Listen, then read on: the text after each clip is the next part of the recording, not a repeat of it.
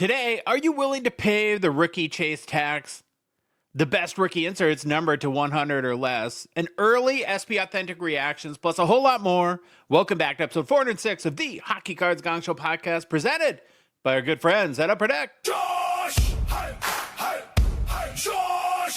Hey, hey, Josh! Hey, hey, hey, hey, Josh!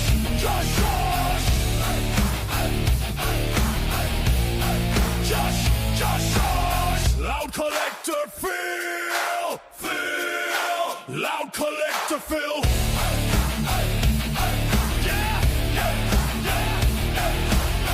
Baba Louie, Baba Louie, yeah. Baba Louie, Baba Louie, yeah. Welcome to the Gong Show. Dry mic.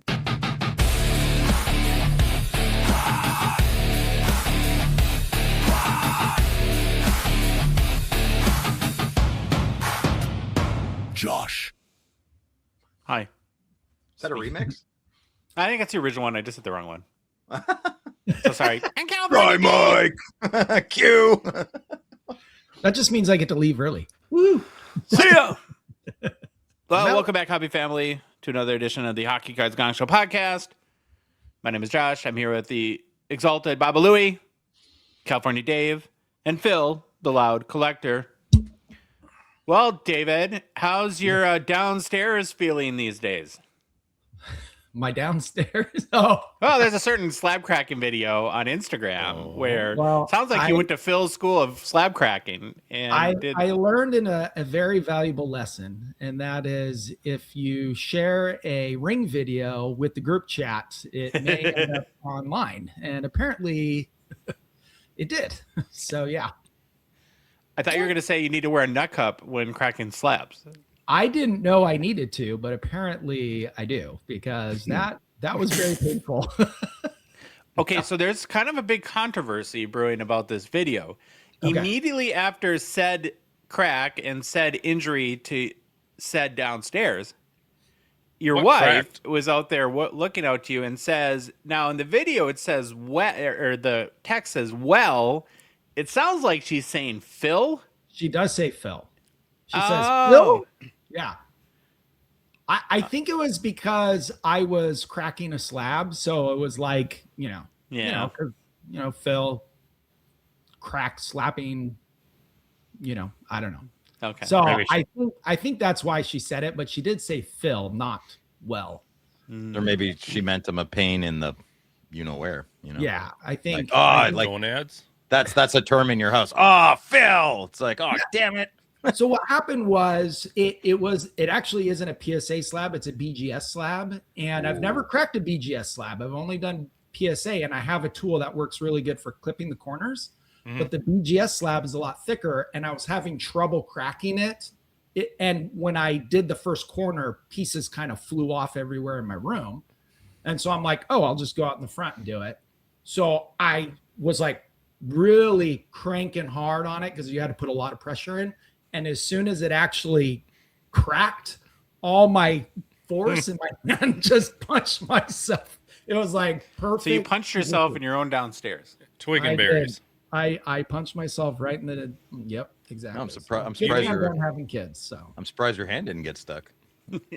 You need to get your tool, whatever you're using, on the corner of the slab and then cover it with a towel, and then when you crack, it doesn't go anywhere. I know, but I can't see what I'm doing, and I No, don't- Louis, don't tell him to do it the right way. It's better Oh. for us when these guys do it like this. So do it. Everything Okay. you did last time, do it again. Just zoom in on the camera more. That's Yeah, all we yeah, need. exactly. I'll turn so the camera can see my forward facing instead of my back. So Today's a big day for the California Day of Household. Your house is for sale. yeah, officially on the market as of today. So yeah, Yeah. if anyone wants to buy a house in California, it's a great house. It's awesome. Moore Park. It's not California. Well, it's in California. It is. Or sorry. California's a state. It's not Los Angeles. It's Moore Park, California. Correct. Yeah. That is Yeah. correct. Just like you don't live in Ottawa, you live in Canada. Same thing. Yes, that is correct. Yeah. Yeah, exactly. I looked at the pictures. Looks very nice. A beautiful house. I did not see a single hockey card in there, so I'm not 100% convinced it's actually your house. Yeah, Rebecca made me basically remove my clutter from my office and put everything in my closet. So I actually don't have. She called it clutter.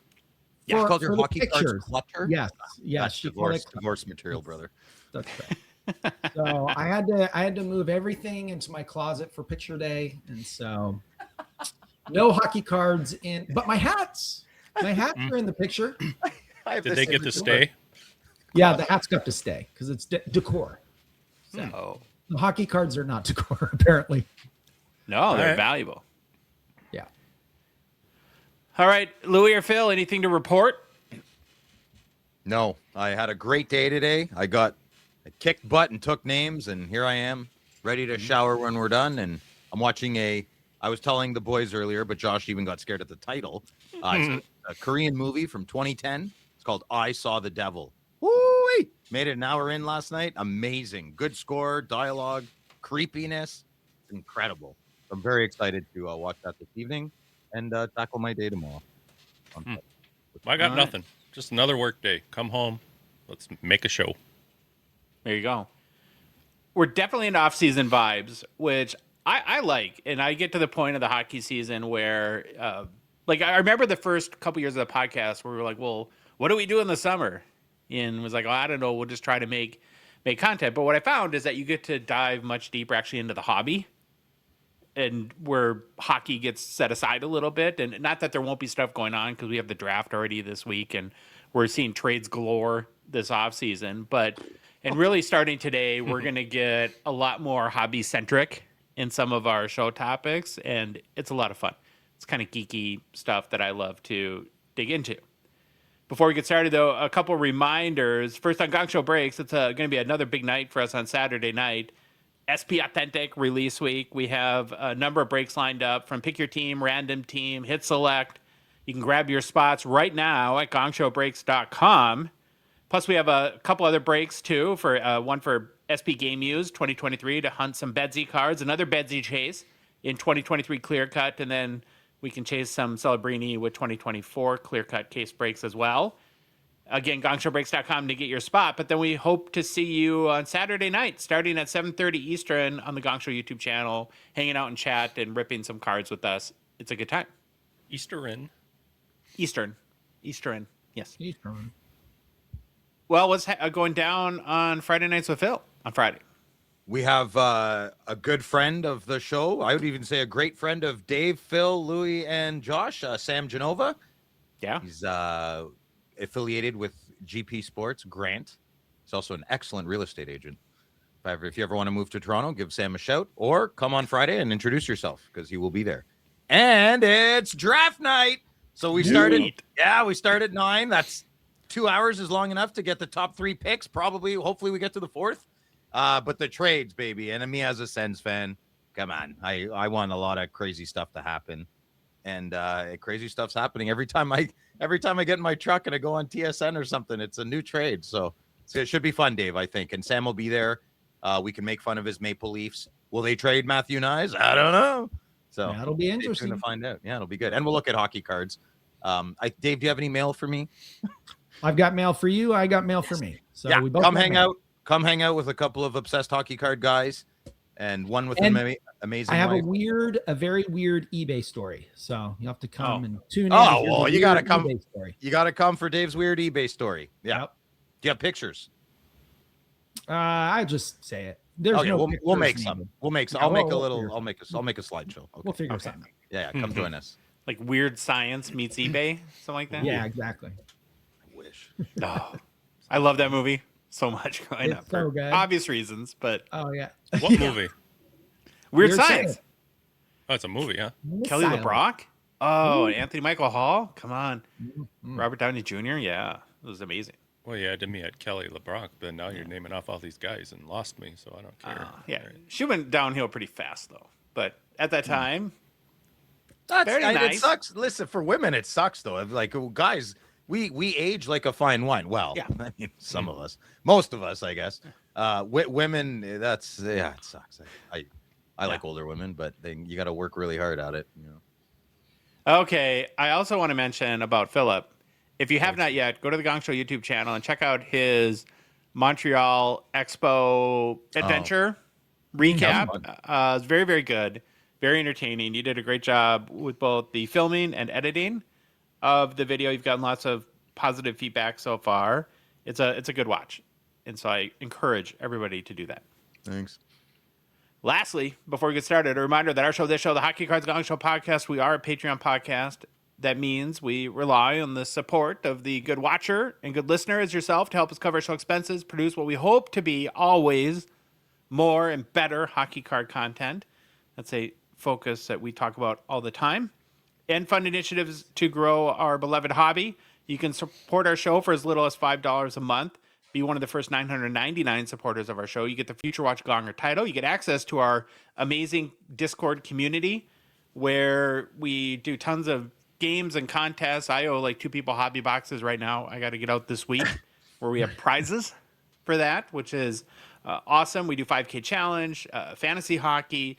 And then you also get access to our Discord exclusive show, Behind the Bench, with our good buddy Neil, IFC. We're going to get to see at the National this year. I'm very excited. Oh, he's going? Yeah. Neil's going to the... Oh, my God. You guys are going to have such a great time. And he's coming to the cabin. Oh, So, yes. awesome. Neil Yes. looks like a campfire storyteller. Huh? Oh, yeah. And the cabin will be cleaner than it's ever been. Oh, no. Why? Was it messy last time? Oh, he's Oh, cabin. Neil. Yeah, fair. Yeah, your He's dad's not going to expo. let him leave. Yeah, Jay's like, sorry, you have to stay. Well, and a little shout out to him too. This week was episode 50 of his show Behind the Bench. So congratulations to cranking out 50 awesome episodes for us. He's been doing a lot of features and profiles on different members of the community to help people get to know each other, and they're awesome and amazing.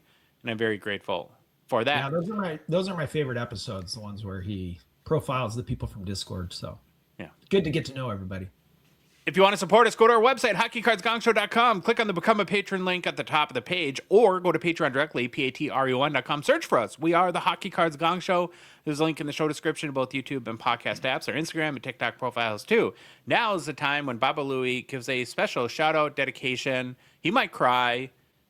His lip will quiver It does. when he shouts out our new patrons since our last show.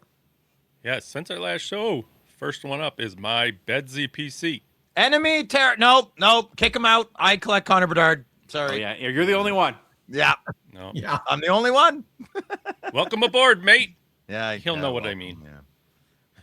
And then, next is, I'm all discombobulated today, M Prime. Optimus? I think it's M. Pime. Pime? No. Yeah. It's Oh, Prime. P-I-M-E. Oh, see, I got all... Yeah, no, your mind goes prime because I It think I does. made that mistake too. But M Prime. I'll fix it.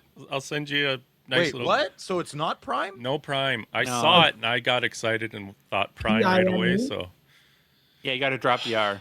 drop Okay. the R, carry the 2, Hard carry the 1. All right, Lou, what's the game plan, bud? All right. Game plan for today is, like always, starting off with get to know your Hall of Famers. Then, little topic Josh dug into here. We tend to move on quickly in this hobby. That'll be interesting. Then it's some hobby news. And after that, we're going to look at rookie parallel rankings from the out of 100 down to the 1 of 1. Is this one of those Josh picks the top 5 and we have to listen to it? Or do we get to... He picks the top 1, and then we just got to listen to his And then I have excuses runners for up, not and then picking you- anymore. And then you agree with me, which as you should, because I have good taste. Yeah. Well, your name is Or you Breakfast judge me Boy. and make fun of me like the commenters. Right. You can choose. Okay. We'll see. Sounds good. All right. And then new product releases. Not a lot. We'll just kind of chit chat and talk about little SPA stuff. One card. The Future Watch card. All right. There it is. Moving Sure. on. And then one personal pickup. Oh, me. Who will Sweet. it be? Oh, I'm the there it best. Let's get this Best Gong is- Show started with our Get to Know Your Hall of Famers series. It's where we're profiling every Hockey Hall of Fame player that's ever lived. We started with the first Hall of Fame class, which was inducted in the year 1945, and have since been working our way to the present day. Today's Hall of Famer I was not familiar with. Harry Howell. What? Didn't we already do him? No. Oh. Are you sure? He's the quiet journeyman? Didn't he end his career in the Kings or something in the WHA? Or I don't know. Maybe I got the wrong guy. I'll be quiet. I'm sorry. Go ahead. Well, now I'm freaking He's out. now because he's too accurate, so something's got to be wrong. Oh, was I right? Ah! But I also have read a lot of hockey books. Something I could have had like an acid You flashback can't or read. something. Stop it. Yeah, I love We couldn't have done him already. He hasn't passed away yet. Or did he? Oh yeah, he What did, is it? but a long time ago. He passed away a while He's ago like, though. yeah, he's not mostly dead. He's really dead. Like 6 years dead. No, he's not dead. He's mostly dead. Mostly Okay. dead. I'm gonna go back to my cage. Okay. Well, Hey, don't listen to me. I'm sure you didn't. Don't. I'm sure you. What are the chances I'm right on that one? Come on. Harry Howell lived from 1932 until passing away at the age of 86 in 2019. He was born in Hamilton, Ontario, passed away in Hamilton as well. Played hockey at 6 foot, 195 pounds, was a left shot defenseman. In a career that lasted from 1952 until 1976, Howell played for the New York Rangers, California Golden Seals, LA Kings, New York Golden Blades, San Diego Mariners, and Calgary Cowboys. Wow. San Diego had a hockey team in the 50s. The Mariners, yeah. Oh. Sounds more like a baseball team. In Yeah, Seattle, yeah, but- them big sellout crowds over there. Or what? In 1,411 career NHL games, Howell put up 94 goals, 324 assists, and 418 points, accumulated 1,298 penalty minutes, and in 38 playoff games scored 3 goals, totaled 6 points with 32 penalty minutes. Howell won the Memorial Cup in 1952, the James Norris Memorial Trophy in 1967, played in 7 NHL All-Star games. After his playing career, he served as GM of the Cleveland Barons for one season before the team became the Minnesota North Stars. No way. That's cool. And for 11 games, coached the North Stars before he decided he didn't like being a coach and quit. 11 games. Nobody That tells didn't take long. Nobody tells Howell what to do. I'm out. You guys stink. He does have his name on the Stanley Cup one time as a scout for the Edmonton Oilers in 1990, and he was basically a scout from the Oilers and Rangers through 1988 or so through 2004. Yeah, this guy's. He's been around. I think I just know him. He's been around forever. Why you should care about Harry Howell. Again, he was born in Hamilton, Ontario in 1932, and before he ever became a New York Rangers legend, he came up through the kind of Canadian hockey environment that produced hard, dependable players. Howell's game was never built on flash. It was built on strength, calm, and doing the job every night. He played junior hockey with the Bitmore Mad Hatters, one of the key feeder teams of the New York Rangers, the greatest name ever. Guelph Bitmore Mad Hatters. But that's I not wish the I was name. wearing my Guelph shirt right now. That It's would've been Guelph. Guelph! Like, Guelph. the disrespect's gonna bite you in the ass, boys, one of these days.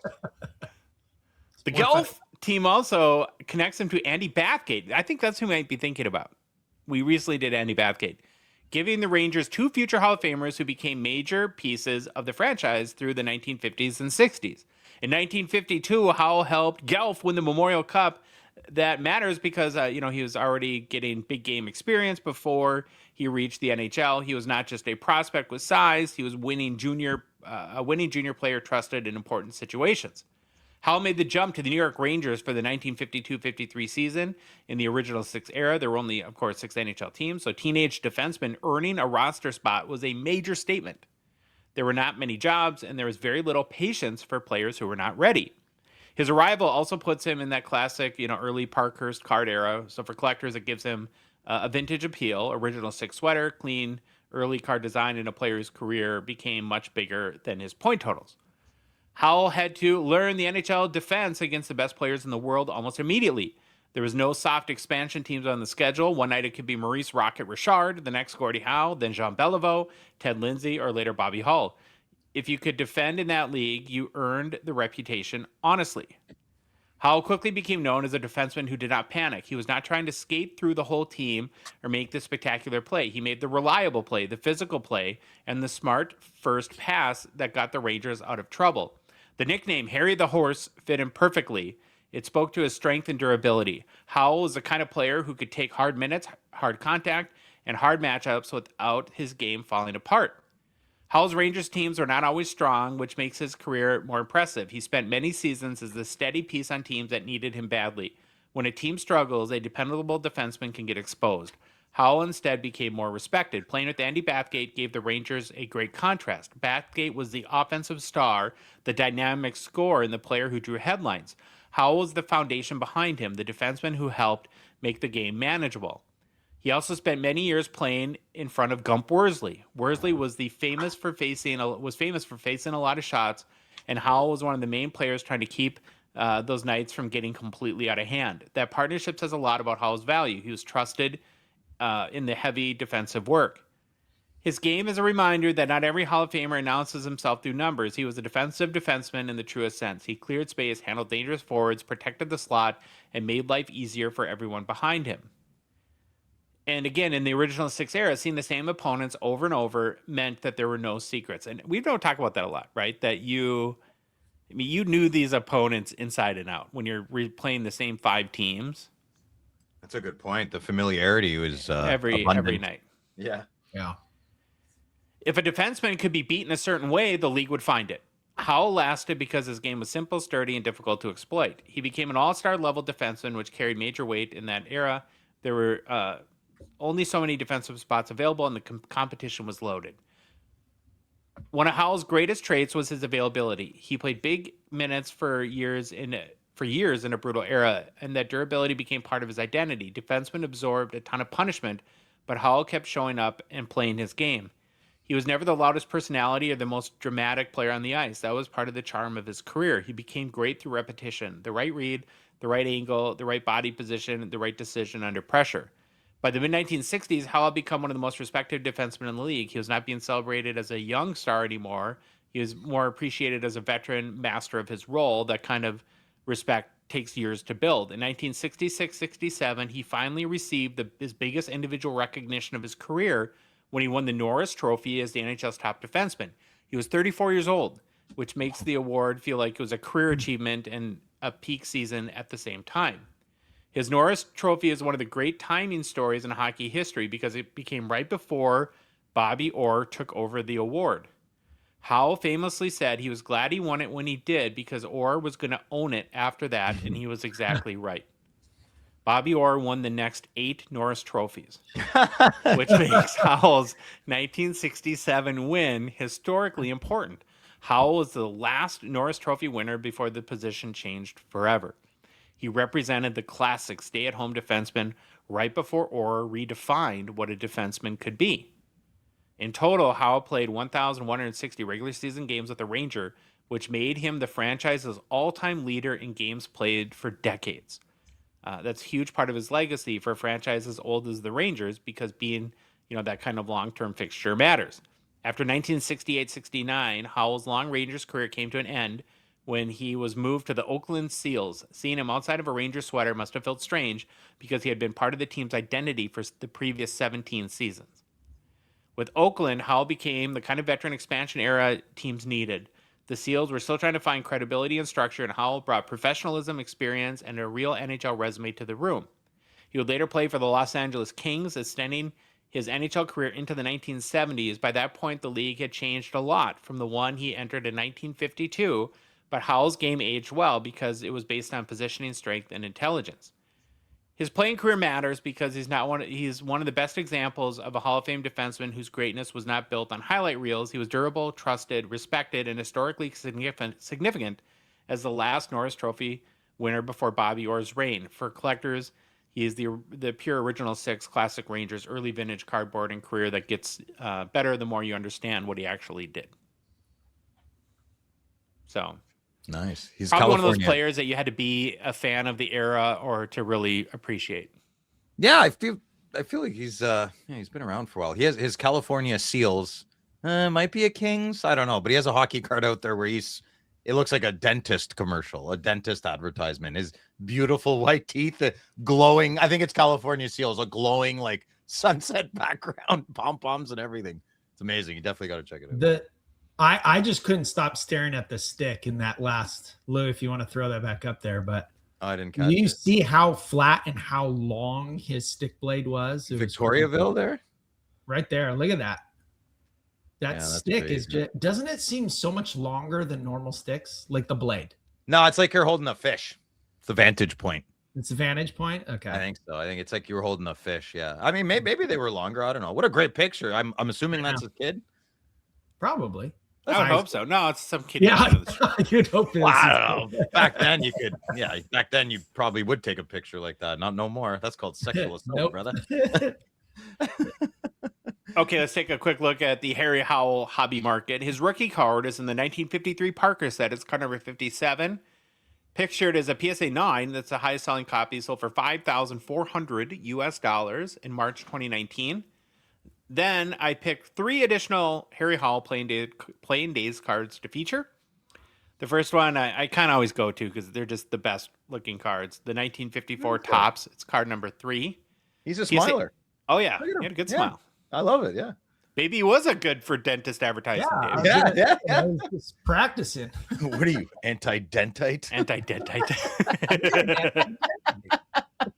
I'm not an anti-dentite. not an anti-dentite. The PSA 8.5 is a high seller, sold for $1,289 US in September 2025. The next card I picked or selected is from the 1967 Top set, card number 84. Looking a little older, of course, now, 15 years later after his rookie. And the highest seller is a PSA 9, sold for just $214 in November 2012, so a long time ago.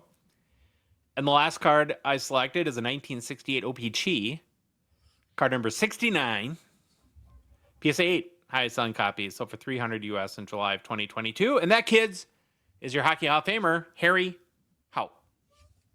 Very good. Good. All right. I said at the top of the show that we're going to get into some more hobby-centric or focused topics today. And there's this kind of there's been a couple of sales lately that have registered with me and how we tend to move on pretty quickly in this hobby when it comes to rookie chases. And as I was kind of digging in and looking at some sales and thinking about what compels us to go after the Connor Bedard's, Macklin Celebrinis, Matthew Schaefer's of the world, it became really apparent that there's a rookie chase tax. And so my question today is, and I think as these new products are coming out, we have SBA, we're all excited, right? We all love the idea of being the first to get a Future Watch Auto for the hot new rookie. It's, are you willing to pay the rookie chase tax? So I want to start our conversation, boys, with 2 examples that I found recently that I think illustrates, again, how quickly we move on and what the rookie chase tax is. So example 1, in the same week, on the same day, in the same auction, we had 2 Golden Treasures sale. It was a Slab Sharks Thursday night auction. I think it was like June 18th. So a week or so ago, something like that. Now, I have to preface this because I don't want the meaning to get lost in the sauce. They're not the identical cards. I get there's a difference, but my point is going to be that the difference in price paid is so dramatic that it overshadows the fact that they're not identical cards. So that's my disclaimer there. So the first example is last week, a 2023 O-Pee-Chee Platinum Connor Bedard. It's the retro Golden Treasures 101. It was graded BGS 9, which doesn't matter because it's a 101. Sold for $10,680 US on Slab Sharks. That same day, in the same auction, the 2025-26 O-Pee-Chee Platinum marquee rookies, so the base rookie, the more valuable of the 2, I get it. Matthew Schaefer, Golden Treasures 101, sold for $44,043 US. Here's my point on this. If you would have gone back 2 years ago on this show, and we would have done like in the year 2000, like hobby projections, and I would have said 2 years from now, some rookie defenseman's Golden Treasures is going to sell for 4 times what Connor Bedard's does, you guys would have thought I'm more of an idiot than you already think I am. It's 1/4 of the price. So yeah, that's insane. I love everything you're saying. It is crazy. I really, really get behind your 2-year example. I truly do. I do. But I cannot move past as easily as you have how different of these cards they are. They're just not in the same stratosphere as me. One's a One's a golden treasure of what it should be. The other one's literally a golden treasure of a parallel. They're two different. I'm surprised that Bedard got 10. That's how I feel about this segment. I'm surprised that Bedard got 10. I think that's very strong. I think if it was, I don't know. So let's say it was Bedard's rookie year. This card, Phil, would have been a $50,000 card to yourself. Yeah, well, hold on. So let's say if this was a golden treasure marquee rookie of Bedard, same last week, the whole bit, I think it would have fetched over 30,000. I think Schaefer probably would have gone more because that's how much the flavor. I think, and I could be totally wrong. We'll find out, Dave. Maybe he'll break the tie or something. See, this is my fear, though, is that people get lost in the sauce in the distinction of the card. Where I think the point is that, again, this Bedard card would have sold for over $50,000 when he's the hottest prospect of all time in our hobby. Yeah, I get your point. I have to say it though. I can't be in this conversation without saying it is. Now, I agree. Connor Bedard is the hottest hobby or chase we've ever had in the history of the hobby. Totally agree with that. And the point in the comparison is not comparing the cards directly to each other. Mm-hmm. It's that what are the odds 2 years from now of a Matthew Schaefer goal? What's the bigger odds that card's worth $80,000 or $14,000?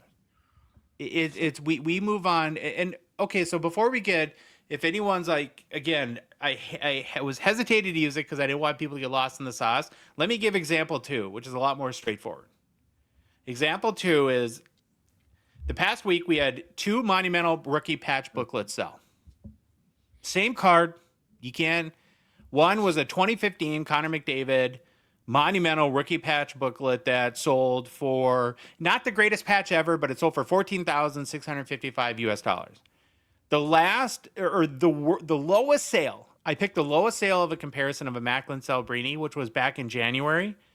Not a bad patch, but not the most crazy patch either. Sold for $27,600 US, so double Connor McDavid. So the cards are virtually the same. I think anyone watching can say that there's no appreciable difference in sort of the quality of the patch or that would make the cards different. And the difference in players is, of course, McDavid has only 6 Art Ross trophies, 3 Hart trophies, 5 Ted Lindsay awards, a Rocket Richard trophy, and a Conn Smythe. And his rookie monumental is worth half of Macklin Celebrini. And honestly, I could have picked a lot more examples, and maybe I should have done a different one on the Golden Treasures. But my point in all this is we get captured by the moment of the hobby, and we become a prisoner of the moment. There will always be an inherent fascination with what could be when it comes to a prospect. And we know that people value potential more than reality. But when it comes to rookies and new products, I think we need to realize that we are very, very likely paying a premium to get that hot rookie card today from a player who is that chase of the moment.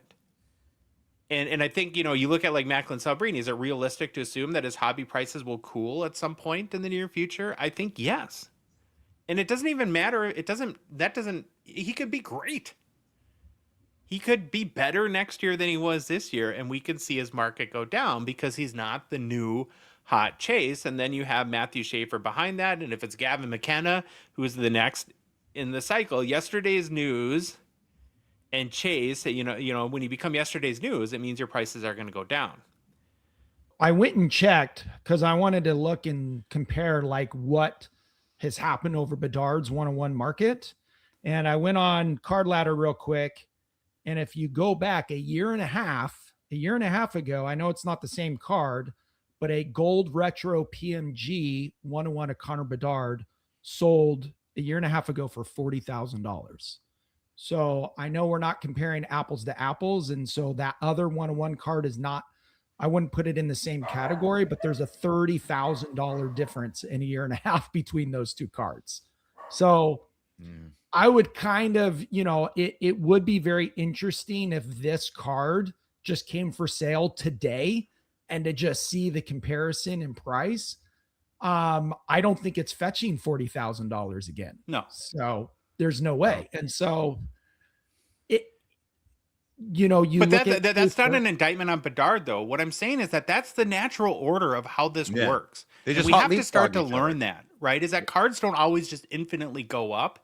And it's like, well, I have to spend $40,000 to get this Matthew Schaefer today because our minds trick us into thinking that if I don't spend $40,000 today, it's going to be $100,000 2 years from now. And it might.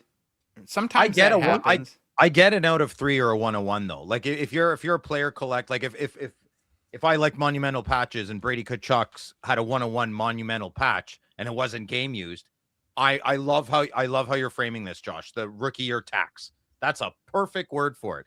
I'd be willing to pay an exorbitant amount. Well, I'm Canadian, so I'm used to it. An exorbitant amount of tax on what I want to buy, and it would be that card. Now, if there was 10 of them, that changes the whole game. But I think 5 is tough. Like 5, it's like, oh my God, but if I might actually never get one of these 5. So you might.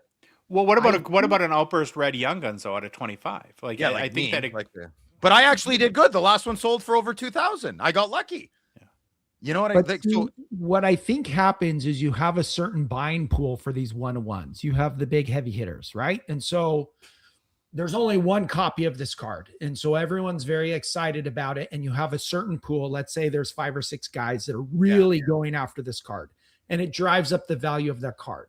Well, what happens a year and a half, 2 years later is now you have 4 more new rookies that have come into the league that everyone is so crazy excited about. Oh, Gavin McKenna's here. So and those same people that have all that money are now like, you know, a Schaefer 101 pops up and they're like, yeah, I already got it. Or, yeah, I'm on to the next guy. And so that's where I think the tax comes is those big buying pools just shift their focus from what's new and fresh to the next new and fresh thing. And it happens we see it happening on a much smaller scale with Young Guns, right? Like a Young Guns comes out and everyone goes ham on the first month or two, or the Outburst or whatever name card. And then when new rookies come in and there's new Young Guns, you start forgetting about the ones that were a year, 2, 3 years down the road. Yeah, well, and I think you guys are like hitting sort of where as I've thought through this, in kind of like where I've landed is, and this is just my guess, so we can debate what the number should be. But for today's new hot rookie, new hot release, I'm throwing out there that you're potentially 30 to 40% of what you're paying for that card is that rookie tax. That's not, it's inherently not the future value of that card, that you're paying that premium to get your first crack at it because if you're afraid that there won't be availability down the road, or you just have FOMO and you want to, everyone likes to participate in these hobby moments. And as I've kind of tried to discipline myself to not a little bit and they zig, you zag sort of thing, I will admit it kind of sucks. It sucks when everyone is showing off their awesome Celebrini cards. And it's like, well, I have a cool Mario Lemieux, which ultimately I feel better about, but you want to be part of the momentum, the part of the hype and the chase that goes behind that. Well, if you look at here's a great example. I just went and looked at rookie limited logo patch autos of Alex Ovechkin. We already know the Celebrinos are selling for what, like 20K, 18, 20K, somewhere in there. Yeah. Look at his last sales. These are all American numbers. $2,800, $3,000, $3,300. The greatest goal scorer 43, ever. 4,000. They're selling for under $5,000. This is the greatest goal scorer selling for a quarter of what Macklin Celebrini is selling for. So, yeah, shiny new toy. It's insane. And Matthew Schaefer had an amazing rookie, an unprecedented in many ways rookie season. And I'm so happy he's in the league. I'm so excited to see where his career goes. But 2 years from now or 3 years from now, it'll be RJ Celebrini or someone who has captured our imagination at that point, and Matthew Schaefer will be old news. It was all the Celebrini RPA. It was that started the train that hasn't slowed down. I mean, it was when the cup going came back out, to late November, early December kind of thing. If there's a catalyst, ping, it would be that. Yeah. So to kind of close out the conversation, I came up with 4 questions that you should ask yourself. Because again, we all want to do it. I wouldn't mind having some Matthew Schaefer cards. I think he's awesome, right? Yeah, It's not good. I'm not saying don't buy rookies, but before you, especially if it's a significant amount of money to you, and that differs for every collector. But I have 4 questions to ask yourself about the rookie tax. Question number 1, is the price about the player or is it about the moment? Will this card still matter when the next rookie class hits? Ooh, I like that one. Is the player likely to build a long-term collector base, right? Or will be a flash in the pan sort of... there's probably some examples we can think of, people that were hot and then died quickly, right? And then most importantly, would I still be happy owning this card if it drops 30, 40% a year from now? That should be the only question. Well, that's a pompous ass comment, but like a snooty comment. But that is, I think there's a very large, quiet majority that only asks that question. Am I okay overpaying for this card and never selling it again? I think that's the only question a lot of people ask. Yeah. And then I kind of came up with a kind of a closing statement that says the mistake is not buying the hot rookie. That's not the mistake, buying a Matthew Schaefer. The mistake is buying the hot rookie while pretending that you're not paying the hot rookie tax. Oh, I like it. That's good, Madigan. Yeah, it's good. So, yeah, I don't know. It's just you start to see these sales, and I think you're right, Phil, that the gulf really started to get wider with the whole Celebrini year 2 hobby explosion. Thanks, Ben. Whatever. I mean, God, I would. Yeah. Bedard probably brought Ben into hockey, if I had to guess. I mean, I forget kind of the interview. And then it's a good thing. It's a net positive. It is. And of course. Listen, as someone who's priced out of boxes, right? I'm priced out of flagship cases. So, the hobby's a revolving door.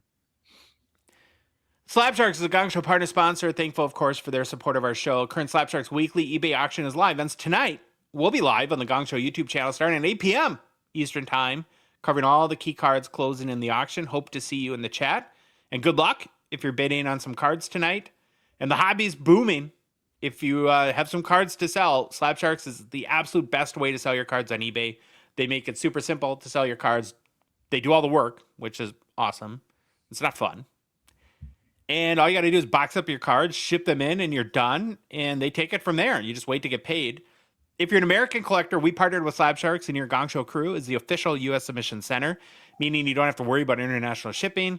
You just ship them to us, and we get them into the auction for you now much faster that same week in many cases. Plus, Slab Sharks has just introduced in the last week USD payouts. So very much kind of, ironing out all the wrinkles for us Americans. I also noticed there was almost a PSA 10 Wayne Gretzky seismic gold that entered the Slab Sharks auction. Oh, yeah, I saw that. Phil has no idea what we're talking about. No, I'm clueless. Yeah, in your It was video. your card, Phil, from your video. What about it? Yeah, you dropped off your submission, and then you pulled it back right away. Oh, the Gretzky PSA 10. Yeah. Okay. I remember. And so obviously all these changes that they've worked hard to do have made the service even better for American hockey card collectors. So for complete consignment information, including payout rates, and to get the submission process started today, head to slabsharks.com. Hobby news. Hobby news. Hobby news. Hobby news. What? All right, Phil. Yeah, that was me. I did it twice. Hockey world has been a pretty emotional place lately for our guy, Phil. Last show, we had your amazing tribute to Hockey Night in Canada, and then just a few hours later after that, you got kicked in the downstairs again. Yeah. With tough week for Friday nights with Phil staff. Yeah. The news dropped that Brady Tkachuk was traded to the Florida Panthers. I'll get through the details, and then we'll let you do your commentary. In exchange for Brady T, the Senators received a bunch of draft picks. A 2026 first-round draft pick, number 9, which I think you've already moved for William Eklund, a 2026 first-round pick, 25th, 2027 second-round pick, and 2029 first-round pick there. Since the trade, Brady's posted a thank you video on his Instagram to Ottawa fans. And then he also did an episode of his podcast with his brother Matthew to discuss the trade and their opportunity to play together in Florida. One thing revealed in the podcast is Brady will not wear his number 7 in Florida, but will instead wear the number 8. Apparently, he didn't want to take number 7 from Dmitry Kulikov and wanted to keep his number in the single digits. So, all right, Phil. Yeah. Well, where's your head at with all this now that you've had a Okay, day or well, two to digest? I think I will do a lot. I don't have that much to say. I have the main things I'll say, but I will do better if you and Dave ask me questions, right? Because you're American, and I think we can have a good discussion that way. Yeah. I really don't have much to say. Josh, we just finished vacation together and we were watching UFC. And when Brady and Matthew were shown in the audience, I smiled. I leaned. Well, I don't know if I leaned or not, but I looked at you and I said, well, that's it. That makes it official. And you're like, oh my God, how are they going to like that? I was like, no one's going to like what just happened. And I said, you know what? That gives me closure. There about 10 to 20% of Ottawa fans 100% knew exactly what was going to happen. I didn't want it to drag on. When Brady came out, now this is every Ottawa fan has a total right to be super pissed off. He came out, made a press conference last month, said he had no intentions. Now, if you're a stickler about semantics, go listen to the interview. But with what I just said, you'll be like, well, technically he didn't say. I'm not even going to go there. Semantically, yeah, maybe he didn't say he was going to stay in the future. I don't know. It doesn't matter. The vibe of the press conference was to calm everybody down, to say he's committed for the next 2 years. Let's bring a cup to Ottawa. I did not buy any of it. I'm not unique. I have a very good friend who's also who's actually in like the real media business. He didn't buy it either. I don't think a lot of people did, like a strong core. I didn't know it was going to happen this fast. I was very emotionally prepared for it. I wasn't emotionally prepared for the amount of messages I got. I actually had someone call me who's never called me before on Instagram. And I've only DM'd them. So, I mean, it was a pretty crazy day. I'm just a card collector. Anyway. Okay, so there's that. Now, my personal opinion, I don't have that many strong feelings. I know people want me to get riled up and really upset. I'm not upset. You've been obviously preparing for this for a long time. Very long time. Like this was not a shock. This is something that I think that you have started coping with, like millimeter by millimeter for the past 8 months. Oh, yeah, 100%. And more so post last playoffs. And then when he won the gold, I'll tell you the moment I got to 100%, I knew he was going to leave Ottawa, and it broke my heart. I'll tell you. Okay. I'm not trying to be cheeky, but what did you think? And whoever you is, I don't know, but what did people think was going to happen when an American captain of a Canadian team gets booed through his American anthem? Now, I'm not trying to muddy the waters. I don't care about your politics. I don't care. Why did you drag my captain into identity and political politics? Now, I know what people are probably screaming at the radio right now. I don't care what you're screaming about. I care about the captain of my hockey team, my sports team. And I'm sorry. I'm not trying to be rude. Identity politics don't fly with me. It's not something I digest well. Well, I hope we could keep it out of sports. And I'm gonna tiptoe into dangerous waters here because I don't want my feelings around this misconstrued, because I love Canada. Like, I have such a deep respect for your country, and I didn't know a lot about it before this podcast. And over the last 4 years, I've been to Canada so many times. The people are amazing. I love everything about your country, and my deepest desires for our countries to be the best friends ever.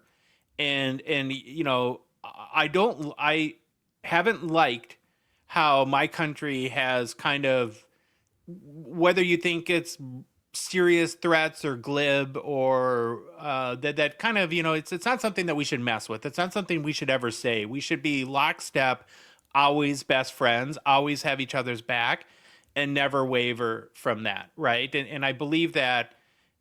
And with that being said, he's a proud American, and so am I. Yeah. And it's very obvious. And it seems like he's being attacked right now for being happy to win the gold medal for his country. Just like I'd be happy to win the gold medal for my country. And I don't necessarily think that him winning the gold medal and being proud about it. And here in this country, you guys win the gold medal in hockey all the time. I know we joke, but you win it hadn't been done in 50 years. Yeah. And it's a massive deal. And it doesn't mean he doesn't like Canada. I don't know him, but if I had to guess, well, I think he probably loves your country as much as I do. Listen, Josh, I don't know. We didn't make it better. He was here for 8 years. This is all I have to say is human nature. He's a young man. He's not a 50-year-old man with all this wisdom. Who's he going to get emotional support from? Keith? Come on. Like, seriously, like Keith is what Keith is, right? So Brady has 2 kids now. They're going to start going to school in Ottawa when people are going to start yelling at Brady for being, I'm not even going to say the words. Like, do you know what? He is a young man. If you are a father and if you're ripping me right now or Brady and screw that traitor, and you can use all those buzzwords that work for you. I ask you as a father, a grandfather, someone who has young kids, would you want to put your kids in the public school system or even private school in Ottawa when Brady Tkachuk's your dad? Do you think his wife wants that? No. Well, sorry, Dave. Listen, I love booing athletes. I get it, but booing their national anthem when our captain, our leader, who has done so much for the Canadian community, he embraced us, we embraced him, but then there was and this isn't everybody, right? Like this isn't, I don't know what percentage this would be, 10, 20, 80, I don't know. It was very, very disheartening. And the hardest part is, and I always say it, it's the other Sens fans. I grew up with like 8 or 9 guys. There's 11 guys in my Sens group chat. There's not one who doesn't feel the same I do about this. And there's 11 of us. And we all have very different jobs right now. All of us. We're all, Dave, I want to hear what you say, but because I really want to comment on, and this is like a point I've got to in my life and the way I deal with all this.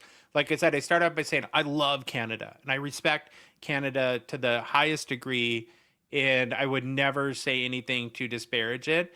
But I think as people in this world that we're living in, where we're trying to be divided, that's the goal, is to divide us. It wants 2 sides screaming at each other because that keeps people in power and makes powerful people more money. And the first step in stopping that and reclaiming, right, our whatever for us is refusing to participate in that game, right? And I refuse to participate. I will not, and people have the right to their opinion. I also think, kind of the fun part about sports is that when our favorite player leaves, we get to be poopy pants and irrational. Yeah. If Kaprizov leaves, I'll have my moments, and they'll be very public. You're that guy, right? Yeah, but you're not going to boo his country.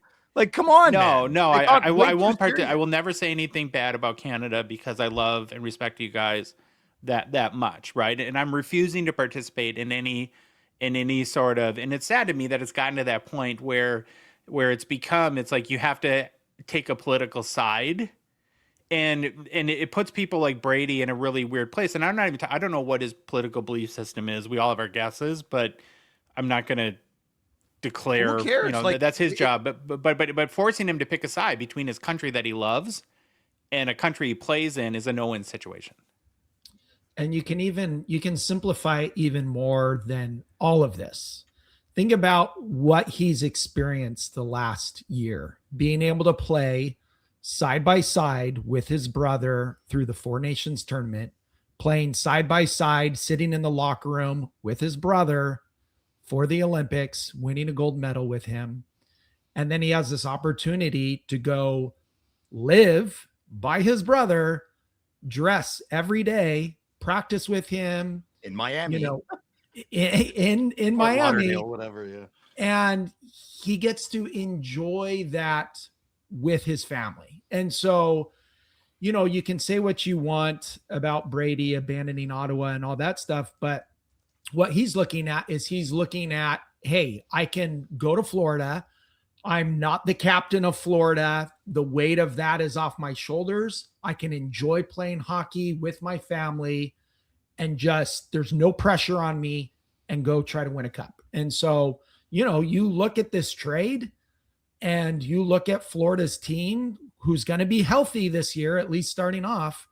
And how do you not look at them as the Cup favorite?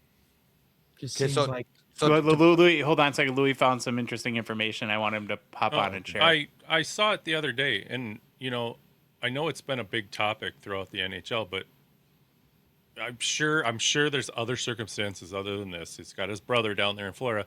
He just got a $1.4 million raise because of the no state income That's significant, tax. man. That's Huge. Well, I think that's the bottom of any priority list. That's nice, but I don't think the money is the driver. It's I on wasn't the list. yes, and I was not. If anybody thinks I was implying that would be a reason that he went there, probably not on the top of his menu, but it's there. It's on the it list. helps. It's not the It top. helps.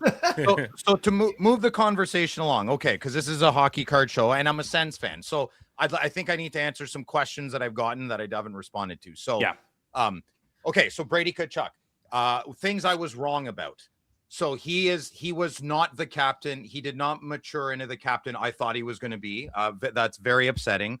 I went all in hard on Brady Tkachuk because I truly felt he would be the one true type of ferocity, on the ice that would bring a Stanley Cup to Ottawa. And I already did that with Alfredson. We didn't get the cup. So I'm like, okay, Brady's my guy, right? It's been a long time. I have no regrets about that. I was just wrong. It didn't work out that way. It's a big shot. It's a big gamble, right? But I thought my cards, no pun intended, or maybe pun intended, I thought I placed my cards correctly. Okay, anyways. Okay, wait. I want to put a pin right there, and I want Dave to chime in on this too. And Louis, you can, if you feel the need as well. I have very much noticed in the last year that you've slowed way down your even interest in Brady Tkachuk cards. Yeah. It's like you're not, because we all get all the time, the three of us, the DMs, hey, I have this card. I'm trying to get a hold of Phil because you don't respond to anyone. Do you think he want it? And I just have a standard. It's like, Phil doesn't buy any cards unless it's his idea, so there's no chance he wants it. That is the worst label you've ever put on me. That is because it's not true, man. I'm just honest about other people's. No, you're ideas. just super picky. I mean that would have been a kinder way to say that. But thank you. But my main point though is that I have really noticed your interest. You're just not very interested in his cards the last couple years. Two things. I have all the ones I want except two cards. I have there's no Brady Tkachuk card I don't have that I don't want other than two. Mm-hmm. Thanks, Matt Lee. What two are they? The Exquisite Cup Shield Auto and the Ultimate Shield Auto. I have the Cup Shield. So I have one of the three. Okay, so those become available today. Would you buy them? No. So I'll answer some of these questions. So I can't wait. If Florida wasn't in my division, I would buy a Florida Panthers jersey with Brady Tkachuk on it. Big fat number 8 on it. Love it. I still love the player. My cards are not for sale. They are not for sale. I love the player. Now, saying that, would I be more lenient if someone swooped in like a big... I would never sell my cards just for money. I mean, hey, everyone's got a price. Yeah, I can be bought. Don't get me wrong. But for normal people money, I wouldn't sell my cards to like someone who gave me a lucrative offer and wanted to piece it out, like Howard or Richard Gere and Pretty Woman. I wouldn't want to do that. So it'd have to be to a seller, kind of like Anthony and Justin kind of thing, you know? Yeah, it would have to be that. So my cards are not for sale. I actually have bought 2 Brady Tkachuk cards this past week, and I'm very proud of them. Yeah. So I will keep picking up in RPAs at good prices, exquisite RPAs at good prices. Any rookie Brady card that I like, I'll buy it. I mean, I want to say they got a lot cheaper, but and listen, there's a lot of people could join Friday night. I do want to make fun of a lot of people. Another thing about the Brady Tkachuk thing, if you listen to the podcast long enough, you know I cannot stand when a layup opportunity to show how virtuous the individual is. I've never seen more of my neighbors just announce how tough they are because Brady Tkachuk is a traitor. So I just want to let people know, I don't think that's a flex. Like, that's not a flex. And half of you are spelling traitor incorrectly. So I just want to throw that out there. I don't consider him a traitor at all. I consider him a young man that the noise got too loud. If you want to say he ran away, fine, he ran away. But what would you have done? You're a young man, you're a young husband. You have a family to provide and protect for. You're probably not going to want to continue in the environment that the city has given you. Now, whether you think he created it or not, I counter with he's a young man who just won a gold medal for his very patriotic family and country. So just human nature. I'm not saying right or wrong. I'm just asking for human nature. Okay, now without the cards, I think. Wait, I have a couple more questions on that though. Okay. Do you see this move permanently hurting his hobby market, or does it have the potential to actually grow it? Depends how he's perceived. You'd have to ask Mitch Grotman. Yeah, he's a Florida Panthers. I think it gives I know all the Ottawa Senators fans, right? Like all the big Brady Tkachuk collectors. There's about 15, 20 of us, maybe 5 hardcore ones. There's way more people in the state of Florida, right? Like I know they don't watch hockey, but Brady is the type of personality someone could fall in love with him and bring them into hockey cards. And, like who's got all these Brady cards? Oh, some bald guy, some Greek guy in Ottawa up there, like flies in, wine and dines me. I'm listening. I did notice that when the trade happened, a lot of Brady Tkachuk cards flooded the market. So because it gave an opportunity for people to show how viciously violent they are, or to take advantage of a selling opportunity. I mean, correct. Well, if you look at Ottawa's market and you look at Florida market, I would, they're pretty comparable. Neither market is crazy great. So it's kind of a lateral move, but, you go from fans of, he has all his rookie cards and all his playing cards in Ottawa. And so if there's Florida fans, it'll be interesting to see if we have nice cards. Florida has beautiful cards. I mean, if there's a nice, like if Exquisite comes out and out of 8, come on, man, I'm buying them all day long. I love the way Brady plays. He's just not a leader on the ice that I thought he was. I was dead wrong about that. Little Chucky is not a leader. He's more of a hockey bro, I think. And Brady Tkachuk has the biggest heart.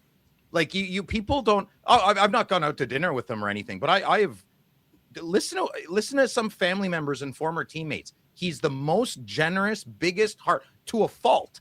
Like some of the things coming out right now is he hogged a lot of oxygen in the room, but it wasn't due to like narcissistic behavior. It was a kind of like me. Like, oh my God, like I tire myself out. The heart, it's too big. It's too much emotion. I think the Olympic thing affected him too much. Whether you believe he's a coward or not, you're entitled to that right. But I think coward is a strong. I mean, that's a very strong word. I've been reading it all week, dude. I've been reading it all week. I live in Ottawa.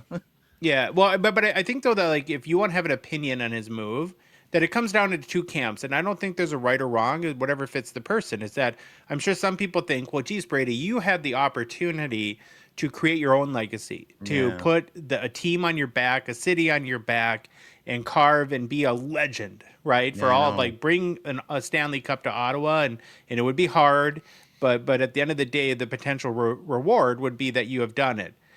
Where the alternate route is to go get a big raise. You get to live in Miami. You're in a very, very tight family. You get to live close to your family in Miami and on a team that honestly is way closer to winning a Stanley Cup. Yeah. And do you fault the guy for that? No. I don't know. Can I say something? I feel if that was me, I would have picked option 1. And that's why I am sad. Because I thought Brady was that guy. Yeah. But that's why I haven't been talking about him much or collecting much the last 2 years. I smelled that coming. I picked the wrong guy, right? Like I picked, but I still like him. I just was wrong about the ceiling of maturation. Yeah, but you've been preparing this for a long time. I've been very vocal about it too. I think you were surprised he didn't go on the trade deadline. I think if Ottawa wasn't going to make the playoffs, I think you would have been surprised he didn't. Yeah, 100%. So onwards and upwards, we got Eklund. I think, and now so the same people that are, I gotta figure out how to get over this. Okay, so Eklund is a great addition to our team. I don't know how to view people that are like, oh my God, so that's basically like Brady Tkachuk for Eklund. That's terrible. Fire Steve Staios, the general manager. Oh God, and these aren't comments. These are like the radio people. These are like this is Ottawa local radio saying that. It's freaking painful, Brady. So obviously more is going to happen. That's why the people on the radio, I guess, aren't the general managers of hockey teams. Steve Staios, I believe, I love him. I like Michael Andlauer. In Steve, I trust. I am forever and always an Ottawa Senators fan till death does Phil part. I will never pick a player ever over my hockey team. Not Daniel Alfredson. Phil, your team had zero leverage. Zero. Nothing. Yeah, we're now in the NBA player empowerment era in the National Hockey League, and it has to do with the no movement clause. Is that very smart agents have figured out that, and it's a lesson learned from the NBA, that when a player comes out and basically says publicly, "I don't want to be here anymore," you have to get rid of that player at that point, right? It's no company or team wants what they call an onboard terrorist. Yeah. Right. You have to get rid of that person.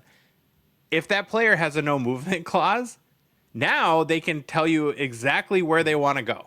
And you have no choice in the matter. And so I think that we're going to see probably in the next CBA a pendulum swing where we're going to see it's going to be a pretty wild era in hockey, because we also have the salary cap going way up too, and that hasn't happened in hockey in a long time. And we're going to see basically players dictating where they want to play and maximizing their leverage within this current collective bargaining agreement. But Ottawa had zero leverage. He said, "I don't want to play here, and I have a no movement clause, and so I want to play. I'll give you 4 teams, but I really only want to play on one." Yeah. And so you get what you get. Yep. I think Steve did a great job. I think he did a fantastic job. I got to get back to not reading comments. Yeah, I think it's been a rough few days, man. It's crazy. Now, though, as a total outsider who, again, I sympathize with Ottawa fans that are poopy pants hurdy butt, because if Quinnesota doesn't re-sign, I will tantrum with the best of them. So I'm just going to come out there. Tavares. He left Islanders and they hated him. Like I'm not mad at how Brady did it. He kept it quiet. Steve kept it quiet. We got the best return. Am I sad? I'm very sad. Am I bummed out? I'm super bummed out. Does it all not make sense? No, it all makes perfect sense. There's no confusion. Look at the timeline. I could make a documentary of timeline of events. You'd be like, oh, that makes sense. Yeah. Well, it's like you said, you had a circle of friends who 11. Not a single one of them saw this as a surprise. You all knew it was coming. We argue all the time. Stutzel do. If 2 guys that want to trade Stutzel, they're idiots, absolute morons. I'm sorry, guys, but not one of us thought like the Olympics. Oh God, did you watch? No, what happened? Oh, I can't even tell you. Go like it ridiculous, ridiculous. I'll be honest. I'm really excited about the Florida Panthers situation, where it's like the what was it, like the New World Order? It's the NWA. Perfect wrestling heel team. They're going to be, and it's sports entertainment, right? We forget about the entertainment side, and that this whole next season, everywhere they go, you have Matthew Tkachuk, who's a big rat in heel. You have Marchand, you have Brady, you have Sam Bennett. I mean, it's like, this team is going to be hated. All led by awesome. Quiet guy. Come on, boys. Let's go. Big gang behind Sasha, you know.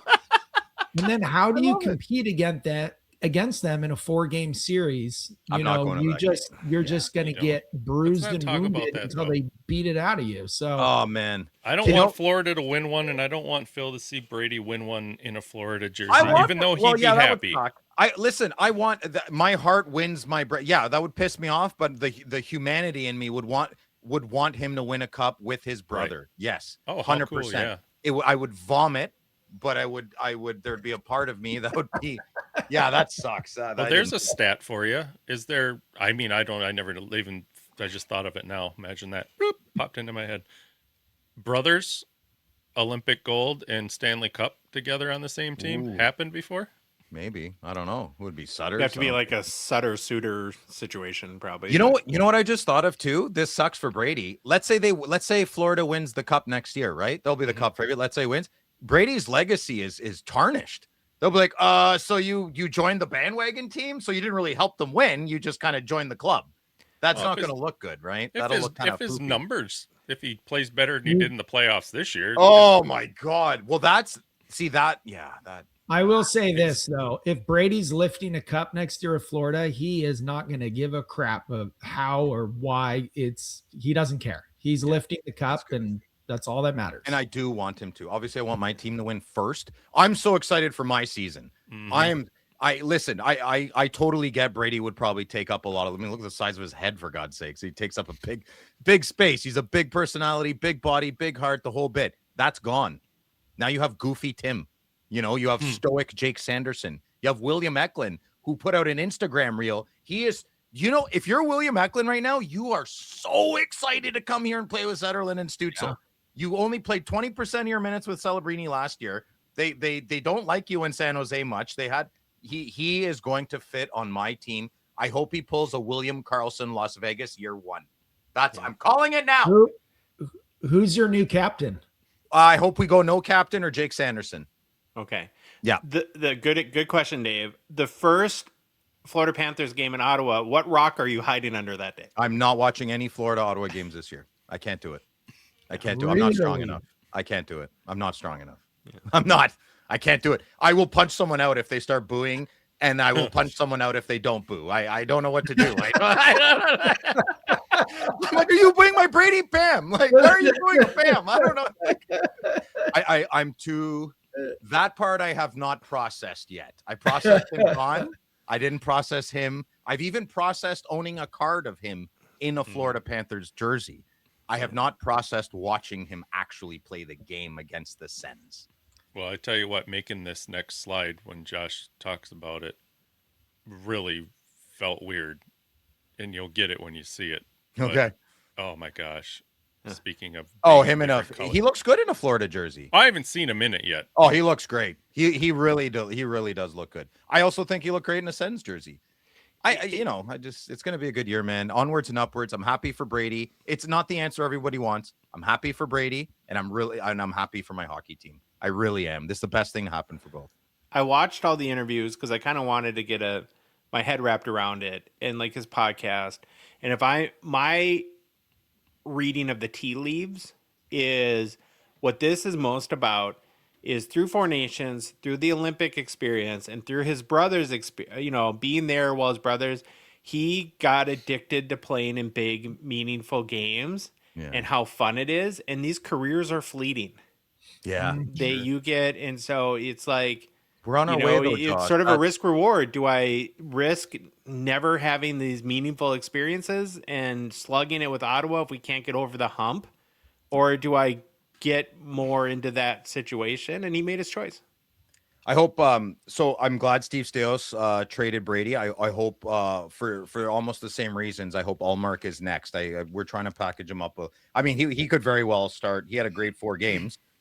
He's cast quite the spell on my entire city. They think he's an amazing goalie again because of 4 games. But I know they're actively trying to include him in some packages. So we want a nice, fresh, no circus, silly TV specials stuff. Just go out there, play. Like that's all. Get all want. the noise out of Ottawa and just play hockey. Yes. All right, Phil. I'm glad you seem like you're in a good place.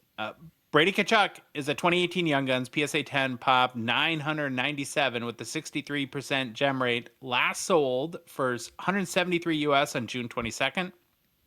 Up 9% in the past month. Up 8% in the past 3 months. 52-week high 232. And this is not a typo. 52-week low, according to Card Ladder, was $21 US for a Young Guns PSA 10.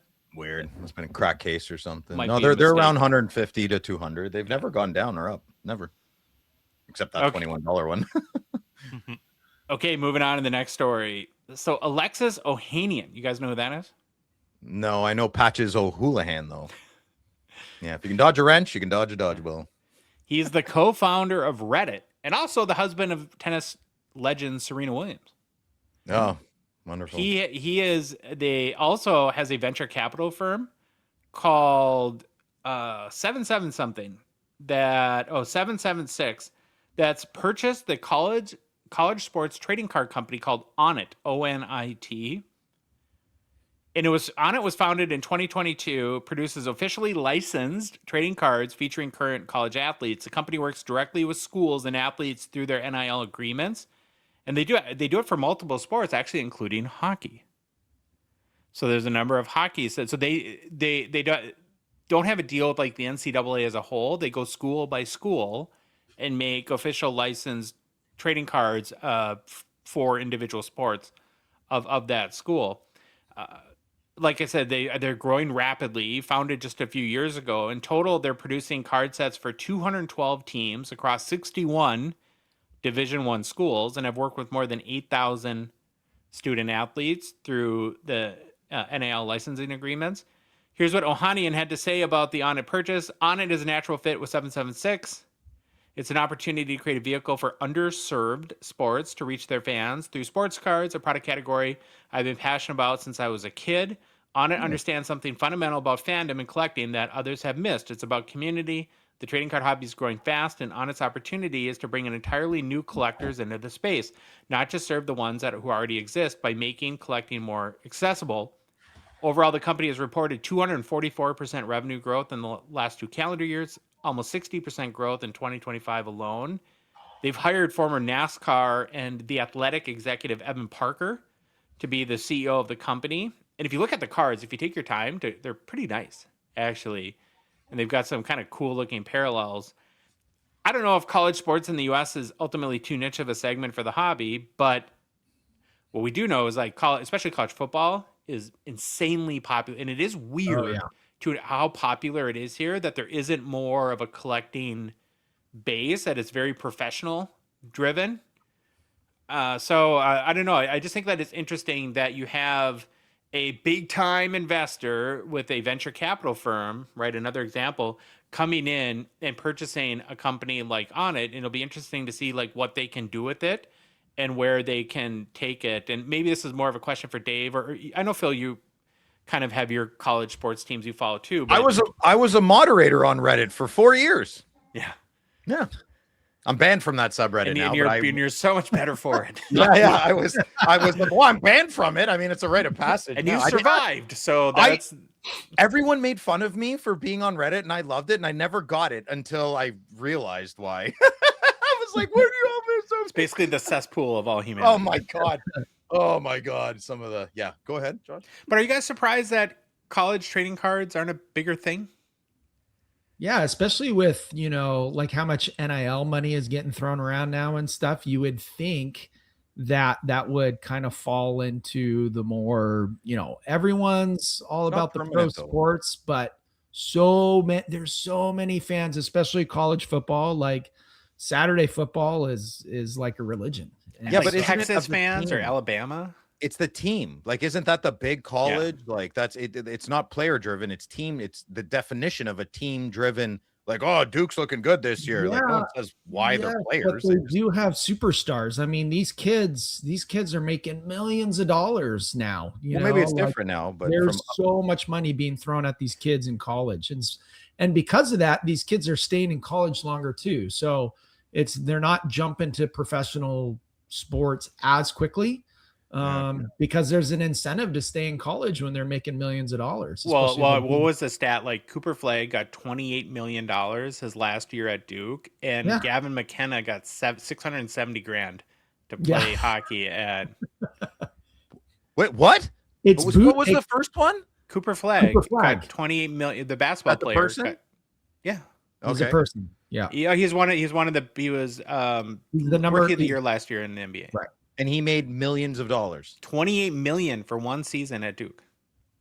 Why even go to the NBA? See you later. Well, a lot of women's, like Paige Beckers, who's from Minnesota, the really the WNBA star player. Yeah, it's from Hopkins here, and she made more money at UConn than she could in the WNBA. But why doesn't she go back to college? And she was there for 4 years. She didn't go early. You're done. Yeah. So I don't know, man. Do you ever see yourself collecting college hockey cards? Oof, that was bad. One of you at a time. Yeah, sorry. Dave, you go first, Josh. I was just going to ask a question to you guys. Do you ever see yourself collecting college hockey cards? No. I do not see myself collecting. No, I did collect some college football cards because of your connection. Yeah, there was a player that I knew who had a bunch of sticker autos and a bunch of parallels through, I believe it was through Leaf, and I collected 10 of his cards. So it was just fun. Do you even have a college hockey team, Dave? College hockey, no. No. Nope. Louis, pop on. I just go on, like during the Frozen Four, I'll get, I don't have a specific team that I'm rooting for. And somehow I'm just watching a game and I find myself rooting for a specific team. So that's kind of what happens with me. But I don't have any college hockey teams that I follow or really care about. Louis, if they now Onit, ironically, one of the universities they don't have an agreement with is the University of Minnesota. They do have like college hockey sets for Boston College. That's one of the ones I noticed. But if they did a deal with the real U of M, stop Michigan people, the real U of M, and would you ever see yourself collecting if they were nice, like sets for like Gopher sets or anything like that? That's a hard question. I don't know. I don't know if I'm on that college bandwagon. I want to see them. I want to see what they look like. Maybe it'd be cool. Certain players, maybe. Okay, so you'd be more of a player collector, because I actually think that, to Dave's point about how, or maybe Phil, you said it, how about it's like more the fandoms are on the team, that maybe this would be like a set collector thing, would appeal to having, like if you won the Big Ten championship or something like that, having your team win it. The other thing I think is interesting about this is that this might be a pocket of collecting where there isn't exclusive manufacturing deals, because we know we have Tops that just Tops now for college. Upper Deck, I'm sure, could get in on, and you have Onit doing some of these agreements too, where you might actually have multiple manufacturers, which would be kind of cool. I think if you're collecting these cards, you're definitely collecting for the hobby and not for value, because we all know when you collect cards, once that player has a professional card, all the cards from their minors or college or whatever it is, they don't really have any value. So if you're going to collect those, you're doing it for the collecting experience and definitely not for the monetary gain. I'm sure Onit wants that to change, and they're trying really hard for it, right? To increase the secondary market. I think that's going to be a very difficult task to do, though, because that mindset of once a professional card hits, that, you see it all the time with, the CHL and sets where, how much were the Bedard selling for before he had, Upper Deck license card? His Regina Pats team card was going for like $1,000 PSA 10, and now it's nothing. Yeah, it's nothing. So I mean, that I feel like even if they're pulling decent money in the beginning, once they go pro in whatever sport it is, it's just not going to be able to hold up value. The biggest problem for me with this whole thing is getting back to if they did Gophers stuff. I'd be 100% honest with you. I still watch the team, not as much. I follow the guys. If this would have happened before, was it 2012? Yeah, I know. For us Gopher fans, we'll forever be butthurt by the whole implosion Big of the Ten. WCHA and the move to the Big Ten.